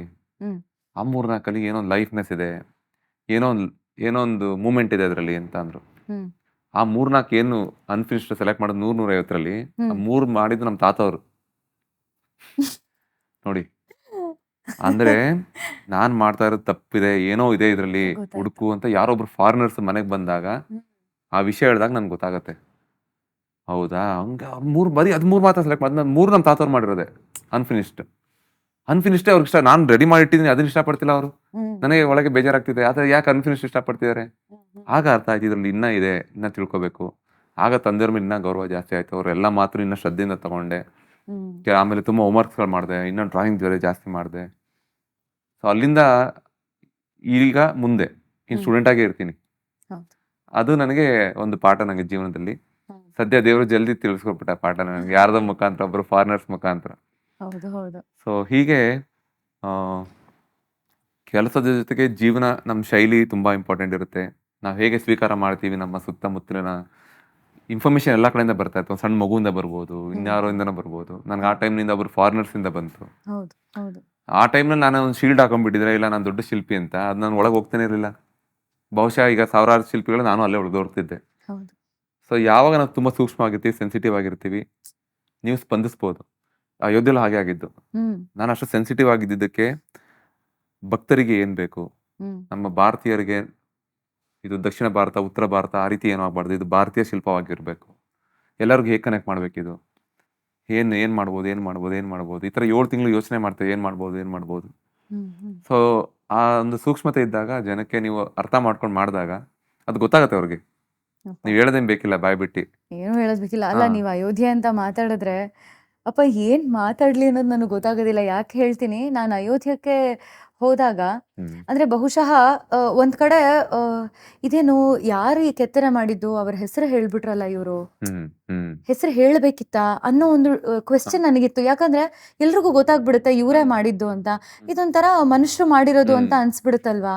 ಹೌದು. ದೇವ್ರು ಅಂತ ಹೇಗೆ ಗೊತ್ತಾಗೋದು? ಈಗ ನಾವು ಚಾಮುಂಡಿ ಬೆಟ್ಟಕ್ಕೆ ಹೋದಾಗ ನಮ್ಗೆ ಏನ್ ಅನ್ಸುತ್ತೆ, ಯಾರು ಅಂತ ಎಷ್ಟೋ ಗೊತ್ತಿಲ್ಲ. ಗೊತ್ತಿಲ್ಲ, ಎಷ್ಟೋ ವರ್ಷಗಳಿಂದ ಇದೆ ಇದು. ಹ್ಮ್. ಅದಕ್ಕೆ ಆಟೋಮೆಟಿಕಲಿ ನಮ್ಗೆ ಆ ಭಕ್ತಿ ಬರುತ್ತೆ. ಹೌದು. ಅಯೋಧ್ಯೆ ಅನ್ನೋದು ನಮ್ಮ ಕಣ್ಮುಂದೆನೆ ಆ ದೇವಸ್ಥಾನವನ್ನ ಅವರು ಕಟ್ಟಡ ಹೌದು ಸಿದ್ಧ ಮಾಡಿದ್ದಾರೆ. ತಯಾರಿ ಆಗ್ತಾ ಇದೆ. ಹೌದು. ಆಮೇಲೆ ನಮ್ಮ ಕರ್ನಾಟಕದವರೇ ಯಾರೋ ಇದನ್ನ ಕೆತ್ತನೆ ಕೆತ್ತುತ್ತಾ ಮಾಡ್ತಾ ಇದ್ದಾರೆ. ಇದಾರಂತೆ. ಈ ವಿಷಯ ಎಲ್ಲ ನನಗೆ ಗೊತ್ತಾಗ್ತಿದೆ. ನಿಜವಾಗ್ಲೂ ನಾನು ಅಲ್ಲಿ ಹೋಗಿ ದರ್ಶನ ಮಾಡಿದಾಗ ಹ್ಮ್ ಹ್ಮ್ ಇಂಪ್ಯಾಕ್ಟ್ ಇರುತ್ತಾ ನನಗೆ ಅನ್ನೋ ಒಂದು ಕ್ವೆಶ್ಚನ್ ಮಾರ್ಕ್ ಅಲ್ಲಿ ನಾನು ಹೋಗಿದ್ದು ಅಯೋಧ್ಯೆಗೆ. ಹ್ಮ್ ಆದ್ರೆ ಹೇಳ್ತೀನಿ, ಅಂದ್ರೆ ತುಂಬಾ ರೋಮಾಂಚಕಾರಿ ಅದು ಆ ಸಂದರ್ಭನ ನಾನು ಎಕ್ಸ್ಪ್ಲೈನ್ ಮಾಡೋದಕ್ಕೆ ಆಗೋದಿಲ್ಲ ಅಂತ ಕಾಣಿಸುತ್ತೆ. ನಾನು ಹೇಳ್ತೀನಿ, ನಿಮ್ಮನ್ನು ಖಂಡಿತ ನೆನೆಸ್ಕೊಂಡಿದ್ದೀನಿ ಆ ದೇವ್ರನ್ನ ನೋಡಿದಾಗ. ಆ ಒಳಗೆ ನಾವು ಎಂಟರ್ ಆಗ್ತೀವಿ ಅಲ್ಲ, ಒಳಗೆ ಹೋದಾಗ ಎಲ್ಲರೂ ಜೈ ಶ್ರೀರಾಮ್ ಅಂತ ಹೇಳ್ತಾ ಇದ್ರು. ನಾನು ಜೈ ಶ್ರೀರಾಮ್ ಅಂತ ಹೇಳ್ಕೊಂಡು ಹೋದೆ. ಆ ಒಂದು ಕ್ಷಣ ನನಗೆ ಆ ಕೆತ್ತನೆ ಆಗಲಿ, ಆ ವಿಗ್ರಹ ಕಾಣಿಸಿದ ತಕ್ಷಣ ಕಣ್ಣಲ್ಲಿ ಗಳಗಳ ಅಂತ ನೀರು. ಆಮೇಲೆ ನಮ್ಮ ತಾಯಿ ಕೂಡ ಹೆಗ್ಗಡ ದೇವನ ಕೋಟೆ ಕಡೆ ಕೋಟೆಯವರು. ಓಕೆ. ಅವರು ನಮ್ಮೂರಿಂದನೇ ಕಲ್ಲು ಅಂತ. ಅವ್ರೊಂದ್ ಹೆಮ್ಮೆ. ಅದನ್ನೆಲ್ಲ ಹೌದು. ನೋಡಿದ್ರೆ ನನಗೆ ಅಪ್ಪ ಏನು ಕೆತ್ತನೆ ಮಾಡಿದಾರೆ ಇವರು. ಹ್ಮ್ ಕಣ್ಣು ಏನದು ಹಾಗೆ ಕಾಣಿಸ್ತಿದೆಯಲ್ಲ, ನಿಜವಾಗ್ಲೂ ಇದು ಇದು ಹೇಗೆ ಮಾಡಿದೀರಾ ಅನ್ನೋದೇ ನನಗೆ. ನಾನ್ ಮಾಡಿದೀನಿ ಅಂತ ಹೇಳೋದಿಲ್ವಲ್ಲ, ಅವ್ರು ಮಾಡಿಸ್ಕೊಂಡಿದ್ದಾರೆ ಅಂತಾನೆ ನನ್ಗೆ ಯಾವಾಗ್ಲೂ ನಂಬಿಕೆ. ನೋಡಿ ಯಾವಾಗ್ಲೂ ನಾನು ನಾರ್ಮಲ್ ಮನುಷ್ಯನಾಗಿ ಇರ್ಬೇಕು ಅದು ನನಗೆ ಬಹಳ ಇಷ್ಟ ಅಲ್ವಾ. ಈಗ ದೇವ್ರನ್ನ ಸೃಷ್ಟಿ ಮಾಡಿ ನಾವ್ ಯಾಕೆ ದೇವ್ರಾಗೋಣ? ಹ್ಮ್ ನಮ್ಗೆ ಅವ್ರಿಗೆ ಏನ್ ಬೇಕು ಮಾಡಿಸ್ಕೊಂತಾರೆ. I am a medium. Hmm ನಾನೊಂದು ಸಾಧನ ಅಷ್ಟೇ. ಹ್ಮ್ ಹ್ಮ್ ಹ್ಮ್ ಅವ್ರಿಗೆ ಏನ್ ಬೇಕು ನನಗೆ ಆ ಟೈಮ್ನಲ್ಲಿ ಆದೇಶ ಮಾಡಿದರೆ ಮಾಡಿಸ್ಕೊಂಡಿದ್ದಾರೆ. ಅದಕ್ಕೆ ಒಂದು ಉದಾಹರಣೆ ಹೇಳ್ಬೇಕು ಅಂದ್ರೆ ಅವತ್ತು ರಾತ್ರಿ ನಾನು ಅಲ್ಲೇ ಗರ್ಭಗುಡಿಲಿದ್ದೆ. ಅಪ್ಪ. ಮಧ್ಯರಾತ್ರಿ 2 ಗಂಟೆ 3 ಗಂಟೆಯಲ್ಲಿ ನನಗೆ ನೋಡ್ತಾ ಇದೀನಿ ವಿಗ್ರಹ ಎಲ್ಲ ಪೂರ್ತಿ ಅಲಂಕಾರ ಆಯ್ತು, ಒಡವೆಗಳೆಲ್ಲ ಹಾಕಾಯ್ತು. ನಾವು ಎಲ್ಲ ಏನೇನು ಬೇಕೆಲ್ಲ ಹೆಲ್ಪ್ ಮಾಡಿ ಎಲ್ಲ ಮಾಡಿ ಒಂದು 10 ನಿಮಿಷ ಕೂರೋಣಪ್ಪ, ನಾಳೆಯಿಂದ ಇಲ್ಲಿ ಒಳಗೆ ನಮ್ಮನ್ನು ಬಿಡಲ್ಲ ಅಂತೇಳಿ ಅಲ್ಲಿ ಕೂತಿದ್ದಾಗಲೇ ಅನ್ನಿಸ್ಬಿಡ್ತಿದ್ದು. ಅವರೇ ಆದೇಶ ಮಾಡಿದ್ರಿ ನಿಂದೆಲ್ಲ ವರ್ಕು ಅಂತ. ನನಗೆ ಅನಿಸ್ತದೆ ನಂದಲ್ಲಲ್ಲ, ಇದು ನನ್ನ ಥರ ಕಾಣ್ತಾ, ನನ್ನ ವರ್ಕ್ ಥರ ಕಾಣ್ತಾ ಇಲ್ವಲ್ಲ ಹ್ಮ್ ಹ್ಮ್ ಅಂದ್ರೆ ಅವ್ರು ಬಂದು ಮಾಡಿಸ್ಕೊಂಡು ಹೋಗಿದ್ರೆ. ಅದು ನನಗೆ ಅವತ್ತೇ ಅಲ್ಲಿ ಯಾವುದೋ ಗೊತ್ತಿಲ್ಲ ಯಾವುದೋ ಚಾನಲ್ ಮುಂದೆ ಹೇಳ್ಬಿಟ್ಟೆ ಆ ವಿಷಯನ. ಜನಕ್ಕೂ ಅದು ಭಾವನೆ ಆಗಿದೆ. ಅದೊಂದು ನಮಗೂ ತೂಕ ಆಗ್ಬಿಡುತ್ತೆ ಜಾಸ್ತಿ. ನಾನು ರಾಮ್‌ಲಲ್ಲ ಮಾಡ್ಬಿಟ್ಟೆ ಅಂದ್ರೆ. ಅವ್ರು ಮಾಡಿಸ್ಕೊಂಡಿದಾರಪ್ಪ ನನ್ನ ಕೈಲಿ ಅಂದ್ರೆ ಅದು ಅಷ್ಟೇ ಖುಷಿ ನನಗೆ. ಅಪ್ಪ ಅಲ್ಲ, ಇದು ಹ್ಮ್. ನಿಮ್ ದೊಡ್ಡ ಗುಣ ಆಕ್ಚುಲಿ ನೀವ್ ಹೀಗೆ ಹೇಳೋದು. ಇಲ್ಲ ದೊಡ್ಡ ಬಟ್ ಗುಣ ಅಲ್ಲ ಒಂದ್ ಅದು. ನಿಮಿಷ, ಇದು ನಿಜ ಇದು. ಅದು ನಾನೇನು ಹೇಳ್ಬಿಟ್ಟು ದೊಡ್ಡವನಾಗ್ಬೇಕು ಅಂತಿಲ್ಲ. ದ ಫ್ಯಾಕ್ಟ್ ಇಸ್ ಇದೇ ನಿಜ ನನಗೆ ಗೊತ್ತಿರೋ ಇದೇ ಸತ್ಯ. ಅಲ್ಲ, ನಂಗೆ ನಿಮ್ಮ ಕೈನ ನೀವು ಸ್ವಲ್ಪ ಇದೆ. ತೋರಿಸಿದ್ರೆ ನಿಜವಾಗ್ಲೂ ನಮಸ್ಕಾರ ಒಳ್ಳೇದಾಗ್ಲಿ ಅಂತ ಮಾಡ್ಕೊಂಡ್ಬಿಡ್ತೀನಿ. ಆ ರಾಮನ್ ಕೆತ್ತನೆ ಮಾಡಿದೀರಾ, ಆ ರಾಮನ್ ಕಣ್ಗಳನ್ನ ಇದೇ ಕೈಯಿಂದ ನೀವು ಮಾಡಿದೀರಾ ಅಂತ ನೆನ್ಸ್ಕೊಂಡ್ರೇನೆ ನನ್ಗೆ ಜುಮ್ ಅಂತ ಅನ್ಸ್ತಿದೆ ಆಕ್ಚುಲಿ ಹೇಳ್ಬೇಕಂದ್ರೆ. ಅದು ಒಂದೊಂದ್ಸಲ ನನಗೂವೆ ಈಗ ಅಯೋಧ್ಯೆಗೆ 2ನೇ ಬಾರಿ ಹೋದಾಗ ಅನಿಸ್ತಿತ್ತು, ಇಷ್ಟು ದೊಡ್ಡ ದೇವಸ್ಥಾನಕ್ಕೆ ಇಂಥ ದೊಡ್ಡ ಮುಖ್ಯವಾದ ಜಾಗಕ್ಕೆ ಹೇಗೆ ನನಗೆ ಸೆಲೆಕ್ಟ್ ಆದೆ, ಹೇಗಾಯ್ತು ನನಗೂ ಒಂದೊಂದ್ಸಲ ಆಶ್ಚರ್ಯ ಆಗತ್ತೆ ಒಳಗಡೆ. ದೇವ್ರೆ. ಮೋಸ್ಟ್ಲಿ ಒಂದು ನಾನೂ ಅದೃಷ್ಟಶಾಲಿ ತುಂಬಾ. ಅಲ್ಲ, ಅದೊಂದು ಅನ್ಬೋದು ಅಷ್ಟೇ. ಬಟ್ ನಮ್ಮ ಕರ್ನಾಟಕದ ಸೌಭಾಗ್ಯ, ನೆಲದ ಭಾಗ್ಯ, ನಮ್ಮ ಮೈಸೂರು ಚಾಮುಂಡೇಶ್ವರಿ ತಾಯಿ ಆಶೀರ್ವಾದ, ಅಪ್ಪ ಮನೆ ತಂದೆ ತಾಯಿಗಳ ಆಶೀರ್ವಾದ, ಮನೆ ಕುಟುಂಬ, ನಮ್ಮ ಧರ್ಮಪತ್ನಿ, ಮಕ್ಕಳು ಎಲ್ಲರ ಎಲ್ಲರದ ಆಸೆ ಎಲ್ಲೋ ಸೇರಿ ಆಗಿದೆ ಅಂತ ಇಲ್ಲ, ಮೇ ಅನ್ಕೋತೀನಿ. ಬಿ ನಿಮ್ ಒಳ್ಳೆತನ ಇದ್ರೂ ಕೂಡ ಇರಬಹುದು. ಅದಕ್ಕೆ ರಾಮ ಇಲ್ಲ ನನ್ಗೆ ಇವನೇ ನನ್ನ ಕೆತ್ತನೆನ ಮಾಡ್ಬೇಕು ಅಂತ ಆಯ್ಕೆ ಮಾಡಿದ್ನೋ ಏನೋ. ಆಯ್ಕೆಗೆ ಅಲ್ಲೂ ಅಷ್ಟೇ ಪರೀಕ್ಷೆ ಬಹಳ ತಗೊಂಡಿದ್ದಾರೆ. ಒಂದು ಈ ಆಯ್ಕೆ ಪ್ರಕ್ರಿಯೆ ಒಂದು 5 ತಿಂಗಳು ಮುಂಚೆ ಶುರು ಆಗುತ್ತೆ. ನಾನು ಆಯ್ಕೆ ಪ್ರಕ್ರಿಯೆ ಇರೋದೇ ಇಲ್ಲ. 1000 ಕಲಾವಿದ್ರು, ಅದ್ರಲ್ಲಿ 15 ಜನ ಫಿಲ್ಟರ್ ಆಗ್ತಾರೆ. ಅದ್ರಲ್ಲಿ ನನ್ನ ಸ್ನೇಹಿತರುಗಳು ಬಹಳ ಜನ ಇರ್ತಾರೆ, ನನ್ನ ಪರಿಚಿತವ್ರು ಇರ್ತಾರೆ. ನನ್ನನ್ನು ಮಾತ್ರ ಕರಿತಾ ಇರೋದಿಲ್ಲ. ಹಾ. ಆಗ ಅನಿಸ್ತಾಯ್ತು ಇದೇನಿದು. ಅಫ್ಕೋರ್ಸ್ ಇದಕ್ಕೂ ಮುಂಚೆ 2 ದೊಡ್ಡ ಕೆಲಸ ಮಾಡಿದ್ದೆ ನಾನು ದೇಶಕ್ಕೆ. ಒಂದು ಕೇದಾರ್ನಾಥಲ್ಲಿ ಶಂಕರಾಚಾರ್ಯರ ವಿಗ್ರಹ ಇರ್ಬೋದು, ಅದು ಪ್ರಧಾನಮಂತ್ರಿಗಳೇ ಉದ್ಘಾಟನೆ ಮಾಡಿ ಪ್ರತಿಷ್ಠಾಪನೆ ಮಾಡಿದ್ದು. ಇಂಡಿಯಾ ಗೇಟ್ ಅಲ್ಲಿ ಡೆಲ್ಲಿ. ಡೆಲ್ಲಿ ನೇತಾಜಿ ಸುಭಾಷ್ ಚಂದ್ರ ಬೋಸ್ ಇಂಡಿಯಾ ಗೇಟ್ ನ ನೋಡ್ಬೇಕು ಅನ್ನೋ ಮಕ್ಳು ನಾವು. ಅದ್ರ ಮುಂದೆ ಈಗ ನಂದು ಪರ್ಮನೆಂಟ್ ಇನ್ಸ್ಟಾಲೇಷನ್ ಆರ್ಟ್ ವರ್ಕ್ ಅವಕಾಶ. ಆಗ ಅನ್ಕೋತಾ ಇದ್ದೆ ಇದಕ್ಕೆ ಸಿಕ್ತಿದಾಗ ಬಿಡು, 2 ಭಗವಂತ ದೊಡ್ಡ ಕೆಲಸ ಕೊಟ್ಟಿದ್ದಾನಲ್ವಾ, ಇನ್ನೇನಕ್ಕೆ ಬೇಕು, ಎಲ್ಲ ನನಗೆ ಬೇಕು ಅನ್ನೋದು ಆಸೆ ಏನಕ್ಕೆ ಹೌದು. ಅಂತ ಅನ್ಕೊಂತಾ ಇದ್ದೆ. ಮಲ್ಕೊಂಡಾಗ ಮತ್ತೆ ಬೇಜಾರಾಗ್ತಿತ್ತು, ಇದೇನು ನನ್ ಕರೀಲಿಲ್ವಲ್ಲ ಕರೀಲಿಲ್ವಲ್ಲ. ಸೊ ಹೀಗೆ ಒಂದ್ 5 ತಿಂಗಳು ತಳ್ತೀನಿ ನಾನು. ಕೆಲಸ ಮಾಡೋ ಮನಸ್ಸೇ ಇರಲ್ಲ. ಯಾಕೆ ನನ್ನ ಕರೆದಿಲ್ವಲ್ಲ, ನನ್ನ ಕರೆದಿಲ್ವಲ್ಲ, ಅಲ್ಲ, ಏನಾಯ್ತು. ಯಾವಾಗ ನಿಮ್ಗೆ ಕರೆ ಬಂದಿದ್ದು? ಹಾಗೆ ಇದಕ್ಕಿಂತ ಮುಂಚೆ ಕರೆ ಬಂದಿತ್ತಾ ನಿಮ್ಗೆ? ಇದು ಆಯ್ಕೆ ಪ್ರಕ್ರಿಯೆ ಒಂದು 5 ತಿಂಗಳು ಮುಂಚೆ ಶುರು ಆಗುತ್ತೆ. ಜನವರಿಲೇ ಶುರು ಆಗುತ್ತೆ, ಜನವರಿ ಡಿಸೆಂಬರ್ ನಲ್ಲಿ. ಹಾಗೇನ್ ಮಾಡ್ತಾರೆ, ಆರ್ಟಿಸ್ಟ್ ನ ಕರೆಸ್ತಾರೆ, ಟೆಂಪಲ್ ನ ನೋಡಿ ಅಂತ ಹೇಳ್ತಾರೆ, ಅಯೋಧ್ಯೆಯಲ್ಲಿ ಕಲ್ ತಂದಿದೀವಿ ನೋಡಿ ಅಂತ ಹೇಳ್ತಾರೆ. ಇವೆಲ್ಲ ವಿಷಯ ನನ್ಗೆ ಗೊತ್ತಾಗ್ತಾ ಇದೆ. ನನಗೆ ನಾನು ಕೇಳಿ ತಗೊಳಕ್ ನನಗೆ ಇಷ್ಟ ಇಲ್ಲ. ಅವ್ರನ್ನ ನಾನು ರೀಚ್ ಮಾಡ್ಬೋದು ಬೇಕಾದ್ರೆ, ನಾನು ಇದೀನಿ ನನ್ನ ಕೊಡಿ ಅಂತ. ನನ್ಗೆ ಕೇಳಕ್ಕೆ ನನ್ಗೆ ಇಷ್ಟ ಇಲ್ಲ, ಕೇಳಿ ಹೋಗೋದು ಇಷ್ಟ ಇಲ್ಲ. ಕರಿತಿರಲ್ಲ, 2 ಮಾಡಿದ್ರಲ್ಲ ಬಿಡು, ಬೇರೆ ಕಲಾವಿದರಿಗೆ ಸಿಕ್ಲಿ ಅವಕಾಶ ಅಂತ ಮನಸ್ಸಲ್ಲಿ ಇಟ್ಕೊಂಡು. ಬಟ್ ಕೊನೆಯ ಕ್ಷಣದಲ್ಲಿ ಡೆಲ್ಲಿಲಿ ಫೈನಲೈಸ್ ಆಗ್ಬೇಕಾಗಿರುತ್ತೆ ಇದು, ಯಾವ ಆರ್ಟಿಸ್ಟ್ಗೆ ಕೊಡ್ತೀವಿ ಇದನ್ನ ಅಂತ. ಆ ಥರದಲ್ಲಿ ನಾನು ಡೆಲ್ಲಿಲಿ ನೇತಾಜಿ ಸುಭಾಷ್ ಚಂದ್ರ ಬೋಸ್ ನಾನು ಡೆಲ್ಲಿ ಎದ್ದು ಕೆಲಸ ಮಾಡಿದ್ದೆ. ಆಗ ಕಲ್ಚರ್ ಮಿನಿಸ್ಟ್ರಿಲಿ ಒಬ್ರು ಸಚ್ಚಿದಾನಂದ ಜೋಶಿ ಅಂತ ಇದ್ರು. ಅವರು ಯಾಕೆ ಅರುಣ್ ಇಲ್ಲ ಇಲ್ಲಿ, ಅವನು ಚೆನ್ನಾಗಿ ಮಾಡ್ತಾನಲ್ಲ ಅಂತ ಕಮಿಟಿ ಅವ್ರಿಗೆ ಹೇಳ್ತಾರೆ, ಟ್ರಸ್ಟ್ ಅವ್ರಿಗೆ ಹೇಳ್ತಾರೆ. ಆಗ ನನ್ನ ಕರ್ಸ್ಕೊಂತಾರೆ ಇಮಿಡಿಯೇಟ್ ಆಗಿ. ರಾತ್ರಿ ಫೋನ್ ಮಾಡ್ತಾರೆ, ಅರುಣ್ ಇಮಿಡಿಯೇಟ್ ಆಗಿ ಬನ್ನಿ ಅಂತ. ನಾನು ಒಂದು ದಿವಸ ಪೋಸ್ಟ್ಪೋನ್ ಮಾಡಿ ನಾಳೆಗೆ ಫಿಕ್ಸ್ ಮಾಡಿರ್ತಾರೆ. ರಾತ್ರಿ ಹೋಗಿ ನಾನು ಜಾಯ್ನ್ ಆಗ್ತೀನಿ ಡೆಲ್ಲಿ. ಅಲ್ಲಿ ಪ್ರೆಸೆಂಟೇಷನ್ ಕೊಡ್ತೀನಿ, ನಾನು ಏನು ಮಾಡಿದ್ದೀನಿ, ಏನು ಬಿಟ್ಟಿದ್ದೀನಿ. ತುಂಬ ದೊಡ್ಡ ದೊಡ್ಡ ಕಲಾವಿದರು ಇರ್ತಾರೆ, ಪದ್ಮಶ್ರೀ, ಪದ್ಮವಿಭೂಷಣ ಅವಾರ್ಡಿಸ್ ಎಲ್ಲ ಇರ್ತಾರೆ. ಆದರೆ ಅವ್ರಿಗೆ ಆಮೇಲೆ ಅಲ್ಲಿ 15 ಜನ 3 ಜನ ಸೆಲೆಕ್ಟ್ ಮಾಡ್ತಾರೆ. ಒಬ್ರು ಸುದರ್ಶನ್ ಸಾಹು ಅಂತ ಮೊದಲು, ನಂತರ ಸತ್ಯನಾರಾಯಣ ಪಾಂಡೆ ಅಂತ, ಕೊನೆಗೆ ನಾನಿರ್ತೀನಿ. ಸುದರ್ಶನ್ ಸಾಹು ಅವರು ಬರಕ್ಕಾಗಲ್ಲ ಅನ್ನೋ ವಿಷಯನ ಕೊಡ್ತಾರೆ. ಆಗ ನಮ್ಮ ಕರ್ನಾಟಕದ ಇನ್ನೊಬ್ರು ಜೇಲ್ ಭಟ್ಟಿಗೆ ಸಿಗುತ್ತೆ. ಆದ್ರೆ ಆ 3 ಜನದಲ್ಲಿ ನಾನೇ ಯಂಗೆಸ್ಟ್. ಮತ್ತೆ ಯಾಕೆ ನನ್ನ ಸೆಲೆಕ್ಟ್ ಮಾಡಿದ್ರು? ಅಲ್ಲ, ನಿಮ್ ಜೀವನದಲ್ಲೂ ಅಷ್ಟೇ ಅಲ್ವಾ, ನಿಮ್ ಮನೇಲೂ 3 ಜನದಲ್ಲಿ ನೀವೇ ಯಂಗೆಸ್ಟ್. ಅಲ್ಲೂ 3 ಜನದಲ್ಲಿ. ನಂದು ಮೈಸೂರದು ಮಹಾರಾಜ್ರದ್ದು ಕೆಲಸ ಸಿಗ್ಬೇಕಾದ್ರೆ ನಂಗೆ 32 ವರ್ಷ. ಆ ಕಮಿಷನರ್ ಒಬ್ರು ಬೆಡ್ಸಲ್ ಸರ್ ಅಂತ ಇದ್ರು. ಅವ್ರಿದ್ದವರು ಹೆಂಗ್ ಕೊಡೋದಪ್ಪ ನೀನು ಇಷ್ಟು ಹುಡುಗ, ನೀನು ಹೇಗೆ ಇಷ್ಟು ದೊಡ್ಡ ಕೆಲಸ ಕೊಡೋದು ಅಂತ ಅವ್ರಿಗೆ ನಾನು ಆಗ ಸರ್ ನಾನು ಫಸ್ಟ್ ರೆಡಿ ಮಾಡ್ತೀನಿ ವಿಗ್ರಹ, ಮಹಾರಾಜರ ಪ್ರತಿಮೆ, ಇಷ್ಟ ಆದ್ರೆ ತಗೊಳ್ಳಿ ಸರ್, ಇಲ್ಲಾಂದ್ರೆ ಬೇಡ ಅಂತ ಅವ್ರಿಗೊಂದು ಹೇಳಿದಾಗ ಚೆನ್ನಾಗಾಗತ್ತೆ. ಆ ಮುಖ್ಯಮಂತ್ರಿಗಳು ಸಹ ಆ ಟೈಮ್ನಲ್ಲಿ ಸಿದ್ದರಾಮಯ್ಯ ಸರ್ ಇರ್ತಾರೆ, ಓಪನ್ ಆಗಿ ಹೇಳ್ತಾರೆ, ಮಹಾರಾಜರು ಎದ್ದು ಬಂದಂಗಿದ್ದಾರೆ, ನನಗೆ ಈ ಹುಡುಗಂಗೆ ನಾನು ಸರ್ಕಾರ ಪರವಾಗಿ ಅಭಿನಂದನೆ ಸಲ್ಲಿಸ್ತೀನಿ ಅಂತ. ಅಲ್ಲಿಂದ ಮೈಸೂರಲ್ಲಿ ಮೇಜರ್ ಆರ್ಟ್ ವರ್ಕ್ ನಾನೇ ಮಾಡ್ತೀನಿ ಎಲ್ಲ ಕಡೆ. ಹಂಗೆ ನನ್ನ ಕಾನ್ಫಿಡೆನ್ಸ್ ಬೆಳೀತಾ ಹೋಗುತ್ತೆ. ಹಂಗೆ ಇದ್ರಲ್ಲೂ ಅಷ್ಟೇ ಯಂಗೆಸ್ಟ್ ನಾನೇ ಆಗ್ತೀನಿ. ಏನು ಕೊಟ್ಟರು ಗೊತ್ತಿಲ್ಲ, ಬಟ್ ನಮಗೂ ಸ್ಲಿಪ್ ಕೊಟ್ಟಿದ್ರು. ಸ್ಲಿಪ್ಪಲ್ಲಿ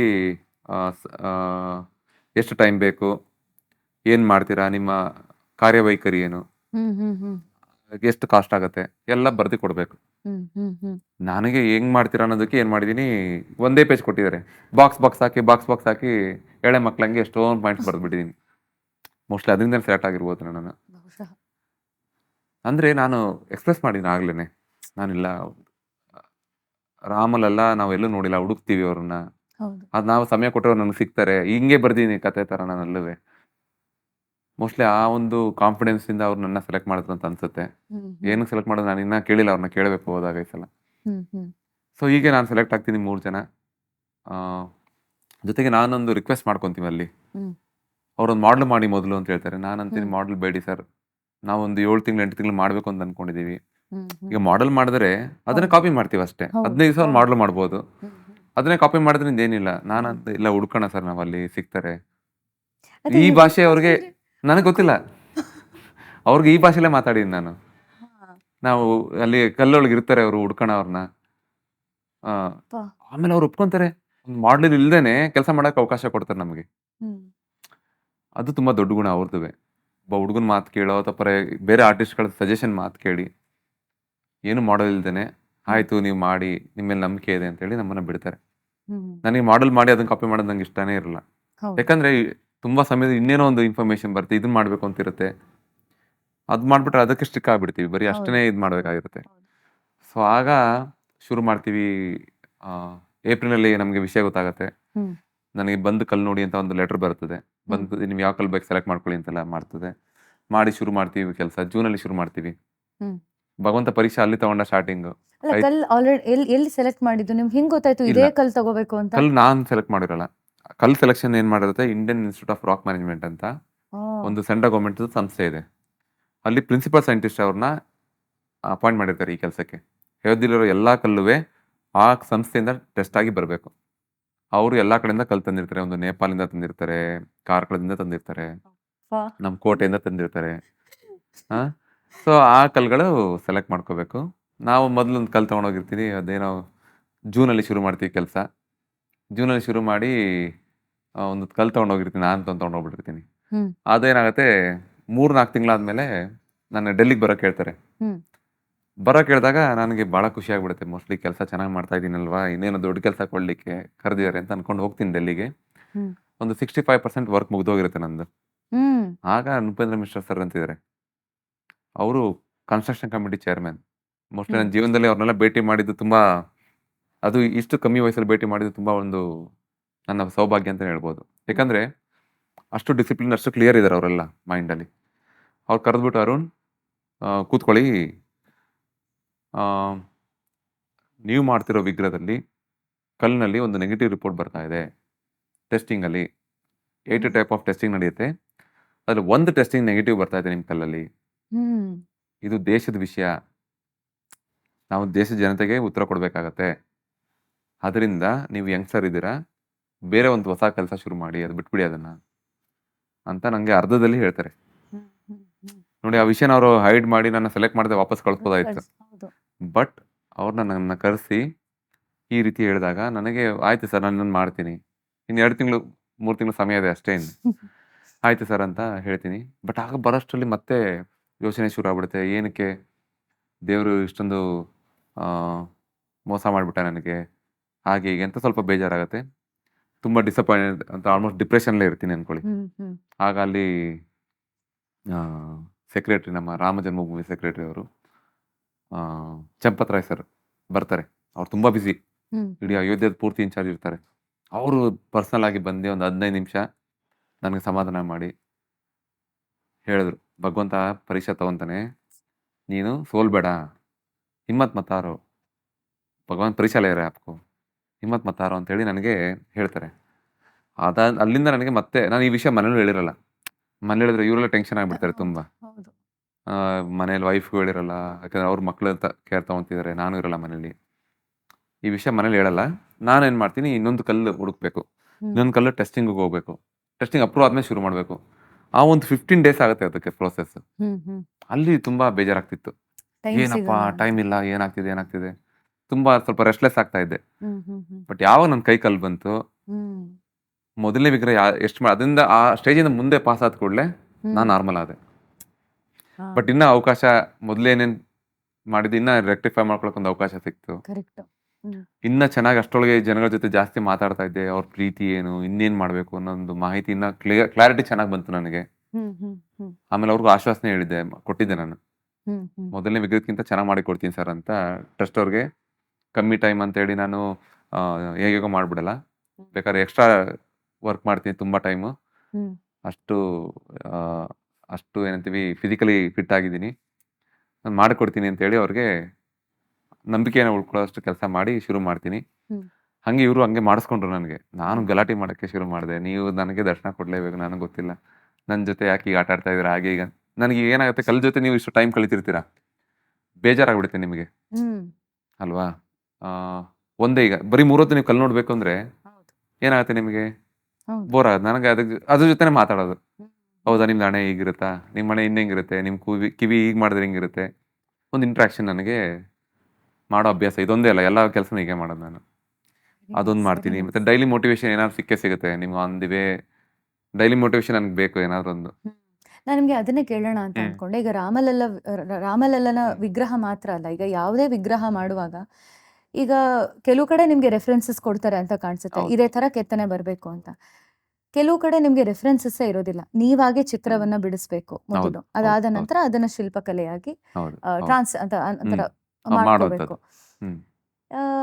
ಅಂತಂದ್ರೆ ಇದು ಈಗ ನೀವು ರಾಮಲಲ್ಲನ ಕೆತ್ತನೆಯನ್ನ ಮಾಡಿರೋದು ಕಂಪ್ಲೀಟ್ ನಿಮ್ ಇಮ್ಯಾಜಿನೇಷನ್ ಅಲ್ವಾ?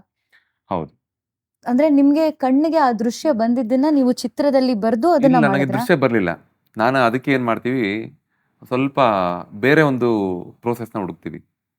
ಏನು ಈಗ ಇವ್ರೇನ್ ಥಿಯರಿಟಿಕಲಿ ಕೊಟ್ಟಿದ್ದಾರೆ, 5 ವರ್ಷದ ಬಾಲಕ, ಆಮೇಲೆ ಪಾದದಿಂದ ಹಣೆ ತನಕ 51 ಇಂಚು, ಅದೆಲ್ಲ ಒಂದ್ ಕಡೆ ಲಿಸ್ಟ್ ಮಾಡ್ಕೋತೀನಿ. ನಾನಾಗ ನಮ್ಮ ಶಿಲ್ಪಶಾಸ್ತ್ರ ಏನ್ ಹೇಳುತ್ತೆ, ಮಕ್ಕಳಿಗೆ ಯಾವ ಅಳತೆ ಬರ್ತದೆ, ಆ ಮೆಜರ್ಮೆಂಟ್ಸ್ ಏನು ಅಂತ ಅದೊಂದು ಜಾಮೆಟ್ರಿಕಲ್ ಮೆಜರ್ಮೆಂಟ್ ತಗೊಂತೀರಾ. ಅದು ಉತ್ತಮ ಪಂಚತಾಳ ಅಂತ ಹೇಳುತ್ತೆ. ಇಷ್ಟಿಷ್ಟು ಅಂಗಾಂಗ, ಅವರು ಅಜಾನ ಬಾಹು ಅಂತ ಹೇಳ್ತಾರೆ.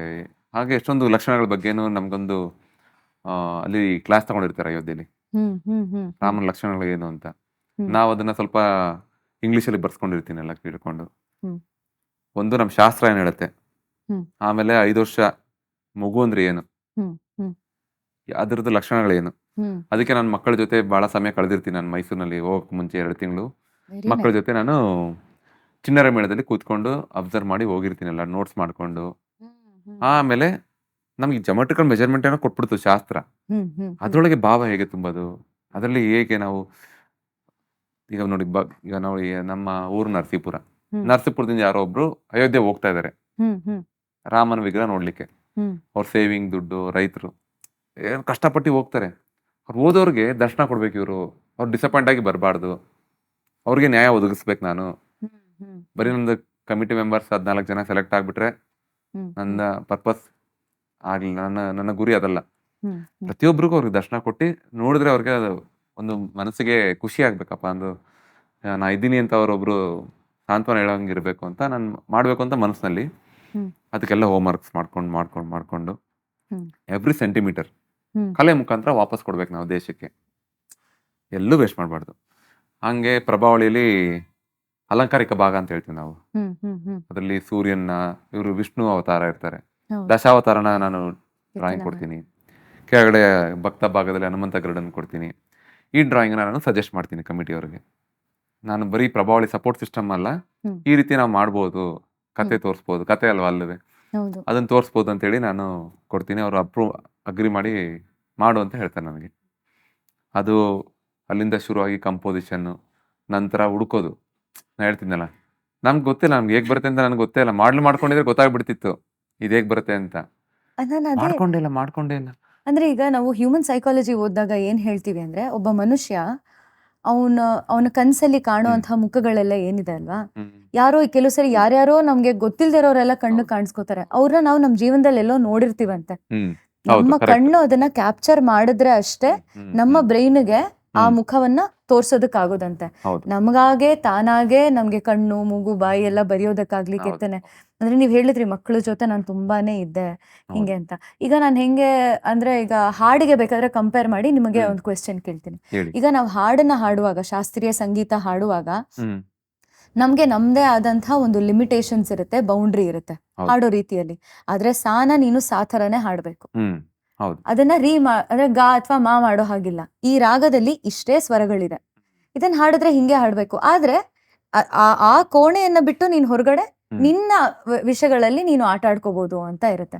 ಈ ತರ ಈಗ ರಾಮಲಲ್ಲನ ವಿಗ್ರಹ ಮಾತ್ರ ಅಲ್ಲ, ಬೇರೆ ಯಾವ ವಿಗ್ರಹವಿದ್ರೂ ಕೂಡ ಅದಕ್ಕೆ ಅದರದೇ ಆದ ಒಂದು ಚೌಕಟ್ಟಿರುತ್ತೆ, ತಾಳಮಾನ ಬೌಂಡರೀಸ್ ಅಂತ ಇರುತ್ತೆ. ಹೇಳ್ತೀವಿ, ತಾಳಮಾನ ಅಂತ ಹೇಳ್ತೀವಿ ಶಿಲ್ಪಶಾಸ್ತ್ರದಲ್ಲಿ. ಹಾ. ಸೊ ನಿಮ್ದಕ್ಕೂ ನಮ್ದಕ್ಕೂ ಏನು ಡಿಫ್ರೆನ್ಸ್ ಇಲ್ಲ. ಹ್ಮ್. ನಮಗೂ ಅಷ್ಟೇ ಹಿಂಗೆ ಮಾಡ್ಬೇಕು ಅಂತ ಇರುತ್ತೆ. ಇಷ್ಟೇ ಮೆಜರ್ಮೆಂಟ್ ಅಲ್ಲಿ ಮಾಡ್ಬೇಕು ಅಂತ. ಮೆಜರ್ಮೆಂಟೇ ದೇವ್ರು ನಮಗೆ.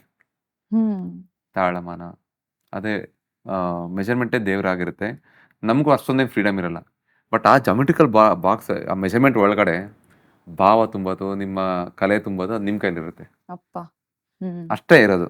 ನಿಮ್ಗೆ ಅದೇ ಆಯುಧ, ಅದೇ ಹಸ್ತಮುದ್ರೆಗಳು, ಅದೇ ಭಂಗಿಗಳಿರ್ತದೆ. ಆ ಭಂಗಿಲಿ ಗ್ರೇಸ್ನೆಸ್ ಹೇಗೆ ತರ್ಬೋದು ನೀವು? ತ್ರಿಭಂಗಿ ಅಂತ ಇರುತ್ತೆ, ಆ ತ್ರಿಭಂಗಿಲಿ ಗ್ರೇಸ್ನೆಸ್ ಹೇಗೆ ತರೋದು? ಕಲ್ಲಲ್ಲಿ ಸಿಜಿ ಗ್ರಾವಿಟಿ ಹೇಗೆ ಮೇಂಟೈನ್ ಮಾಡ್ತೀರಾ?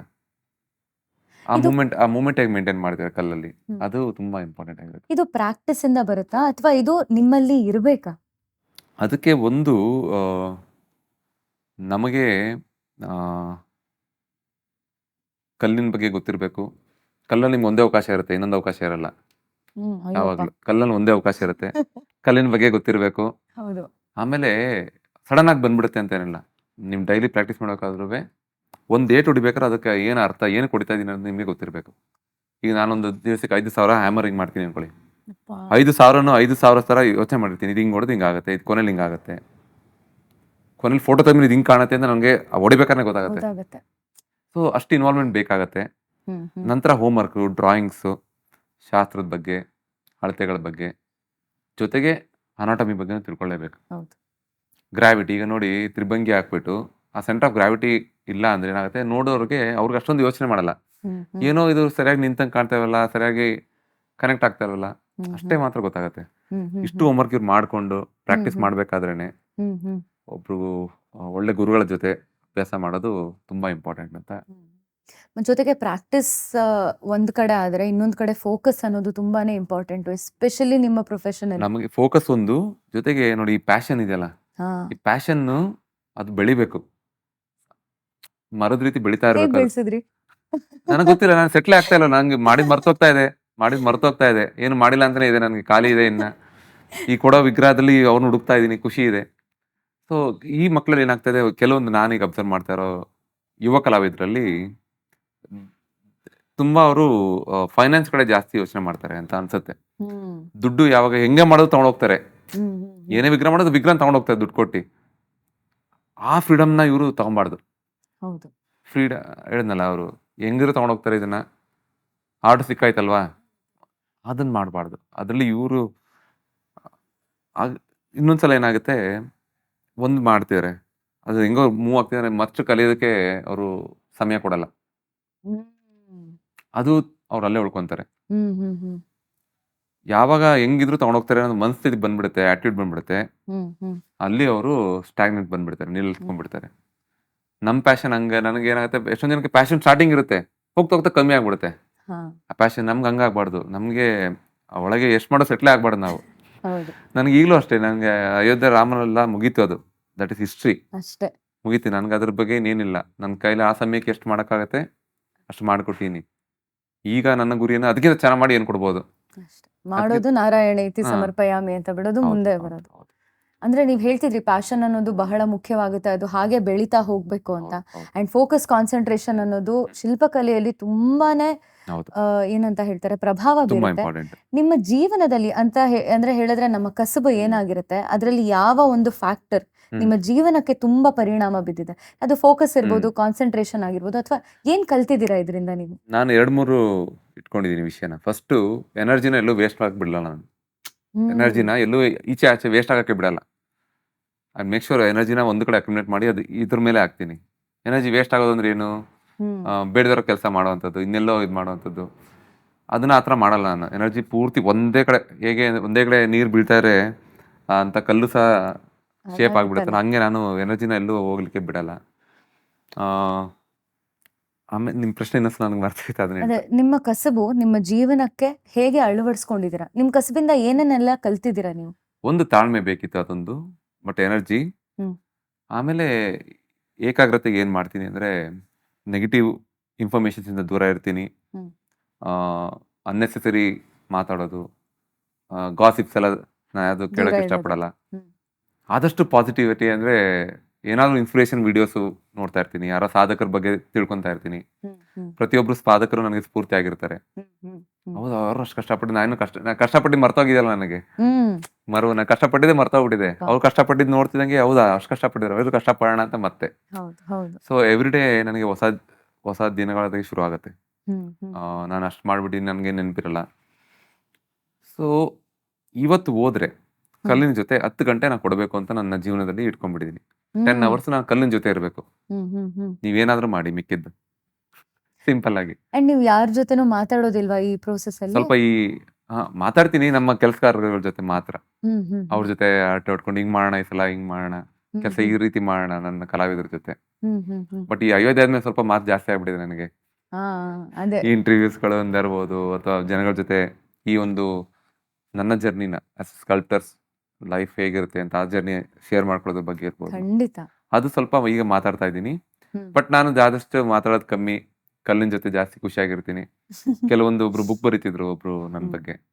ಅವ್ರು ಹೇಳ್ತಿದ್ರು, ಬುಕ್ ಬರಿಬೇಕಾದ್ರೆ ನೀವು ತುಂಬಾ ಅನ್ಸಿಡೆಂಟ್, ಮಾತಾಡ್ಬೇಕಾದ್ರೆ ತುಂಬಾ ಅನ್ಸಿಡೆಂಟ್ ಆಗಿರ್ತಾರೆ, ನೀವು ಕಲ್ ಮೇಲೆ ಕೂತ್ಕೊಂಡ್ಬಿಟ್ರೆ ನೀವು ಒಂದು ಫೇಸ್ ಎಲ್ಲ ತುಂಬಾ ಕಾಮ್ ಆಗಿರುತ್ತೆ ಅಂತ. ಈಗ ನಾ 2 ಕೋಟಿ ಕೇಳಿದ್ರು ಕೊಡೋರಿದ್ದಾರೆ, ನಾನೇ ತಗೊಳ್ಳಲ್ಲ ಆರ್ಡರ್ನ. ನಾನು ದುಡ್ಡು ಇಸ್ಕೊಂಡು ದೇವ್ರು ಮಾಡ್ಕೊಟ್ಬಿಟ್ಟೆ ಅಂತ ನಾನು ದೊಡ್ಡವನು ಅಲ್ಲ, ನೀವು ದುಡ್ಡು ಇಸ್ಕೊಂಡು ದೇವ್ರನ್ನ ಮಾಡಿಸ್ಬಿಟ್ಟೆ ಅಂತ ನೀವು ದೊಡ್ಡವರಲ್ಲ. ಹೇಳಿದ್ನಲ್ಲ ನನ್ನ ಕೆಲಸ ದೊಡ್ಡದು ಸಣ್ಣದು ಅಂತಿಲ್ಲ, ಎಲ್ಲ ವರ್ಕು ಹೀಗೆ ಮಾಡ್ತೀನಿ. ಈಗ ರಾಮಲಲ್ಲನ ಬಗ್ಗೆ ನೀವು ಏನ್ ಡಾಕ್ಯುಮೆಂಟೇಶನ್ ಮಾಡಿದ್ದೀರಾ? ನಾವು ಅದೇ ಕತೆ ಹಳೆ ತಪ್ಪ ಮಾಡಿರೋದು, ನಾವೇನು ಮಾಡಿಲ್ಲ. ಈ ಅಯೋಧ್ಯೆಯಲ್ಲಿ ಆಯ್ಕೆಯಾದ ಕಲ್ಲು ಬಂದು ರಾಮದಾಸನವರ ಜಮೀನಲ್ಲಿ ಸಿಕ್ಕಿದ್ದು. ಅಯೋಧ್ಯೆಗೆ ಬೇಕು ಅಂತ ಹೇಳಿದ್ರೆ ನಿಮಗೆ ಪ್ರಪಂಚದ ತುಂಬ ಎಕ್ಸ್ಪೆನ್ಸಿವ್ ಕಲ್ಲನ್ನ ಕೊಡೋರು ಇದ್ದಾರೆ ಗಿಫ್ಟ್ ಆಗಿ. ಹೌದು. ಬಟ್ ಇದು ಯಾವುದೋ ಒಬ್ಬ ರೈತರ ಜಮೀನಲ್ಲಿ ಬೇಡ ಅಂದಿದ್ದ ಕಲ್ಲು ಈಗ ಮೂರ್ತಿಯಾಗಿ ಕೂತಿದೆ. ಅಂಡ್ ಹೆಸರು ರಾಮದಾಸ. ನಾವು ರಾಮದಾಸ ಅಂತ ಅವರು. ಹಾಗಿದ್ರೆ ನೀವು ರಾಮಲಲ್ಲನ ಕೆತ್ತನೆ ಮಾಡುವಾಗ ಯಾವ ಬೇರೆ ಬೇರೆ ಯಾವ ಪ್ರತಿಮೆನೂ ಮಾಡಿಲ್ಲ. ನಾನು ಒಂದು 9 ತಿಂಗಳು ಯಾರನ್ನೂ ಭೇಟಿನೇ ಮಾಡಿಲ್ಲ ನಾನು. ಯಾಕಂದ್ರೆ ನನಗೆ ಇದು ಅವಕಾಶ ಭಗವಂತ ಕೊಟ್ಟಿರೋದು. ಇದು ನನಗೆ ಯಾವ ದೊಡ್ಡ ಇಂಡಸ್ಟ್ರಿಯಲಿಸ್ಟ್ ಕೊಡೋ ಅವಕಾಶಕ್ಕಿಂತ ದೊಡ್ಡದಿದ್ದು. ಆ ಗರ್ಭಗುಡಿಯಲ್ಲಿ ಹೇಳ್ತಾರೆ 60 ಅಡಿ ಕೆಳಗಿಂದ ಮಣ್ಣನ್ನು ತೋರಿಸ್ತಾರೆ, ಅಲ್ಲಿ ರಾಮ ಓಡಾಡಿದ್ದ ಇದು ಇತಿಹಾಸದ ಪ್ರಕಾರ ಅಂತ. ಆ ಥರ ಎಲ್ಲ ಕೇಳಿದಾಗ ನನಗೆ ಅಯೋಧ್ಯೆಯಲ್ಲಿ ಈಗ ಕಲಿಯುಗ ಕೌಶಲ್ಯ ಅಂತ ಹೇಳ್ತಾರೆ.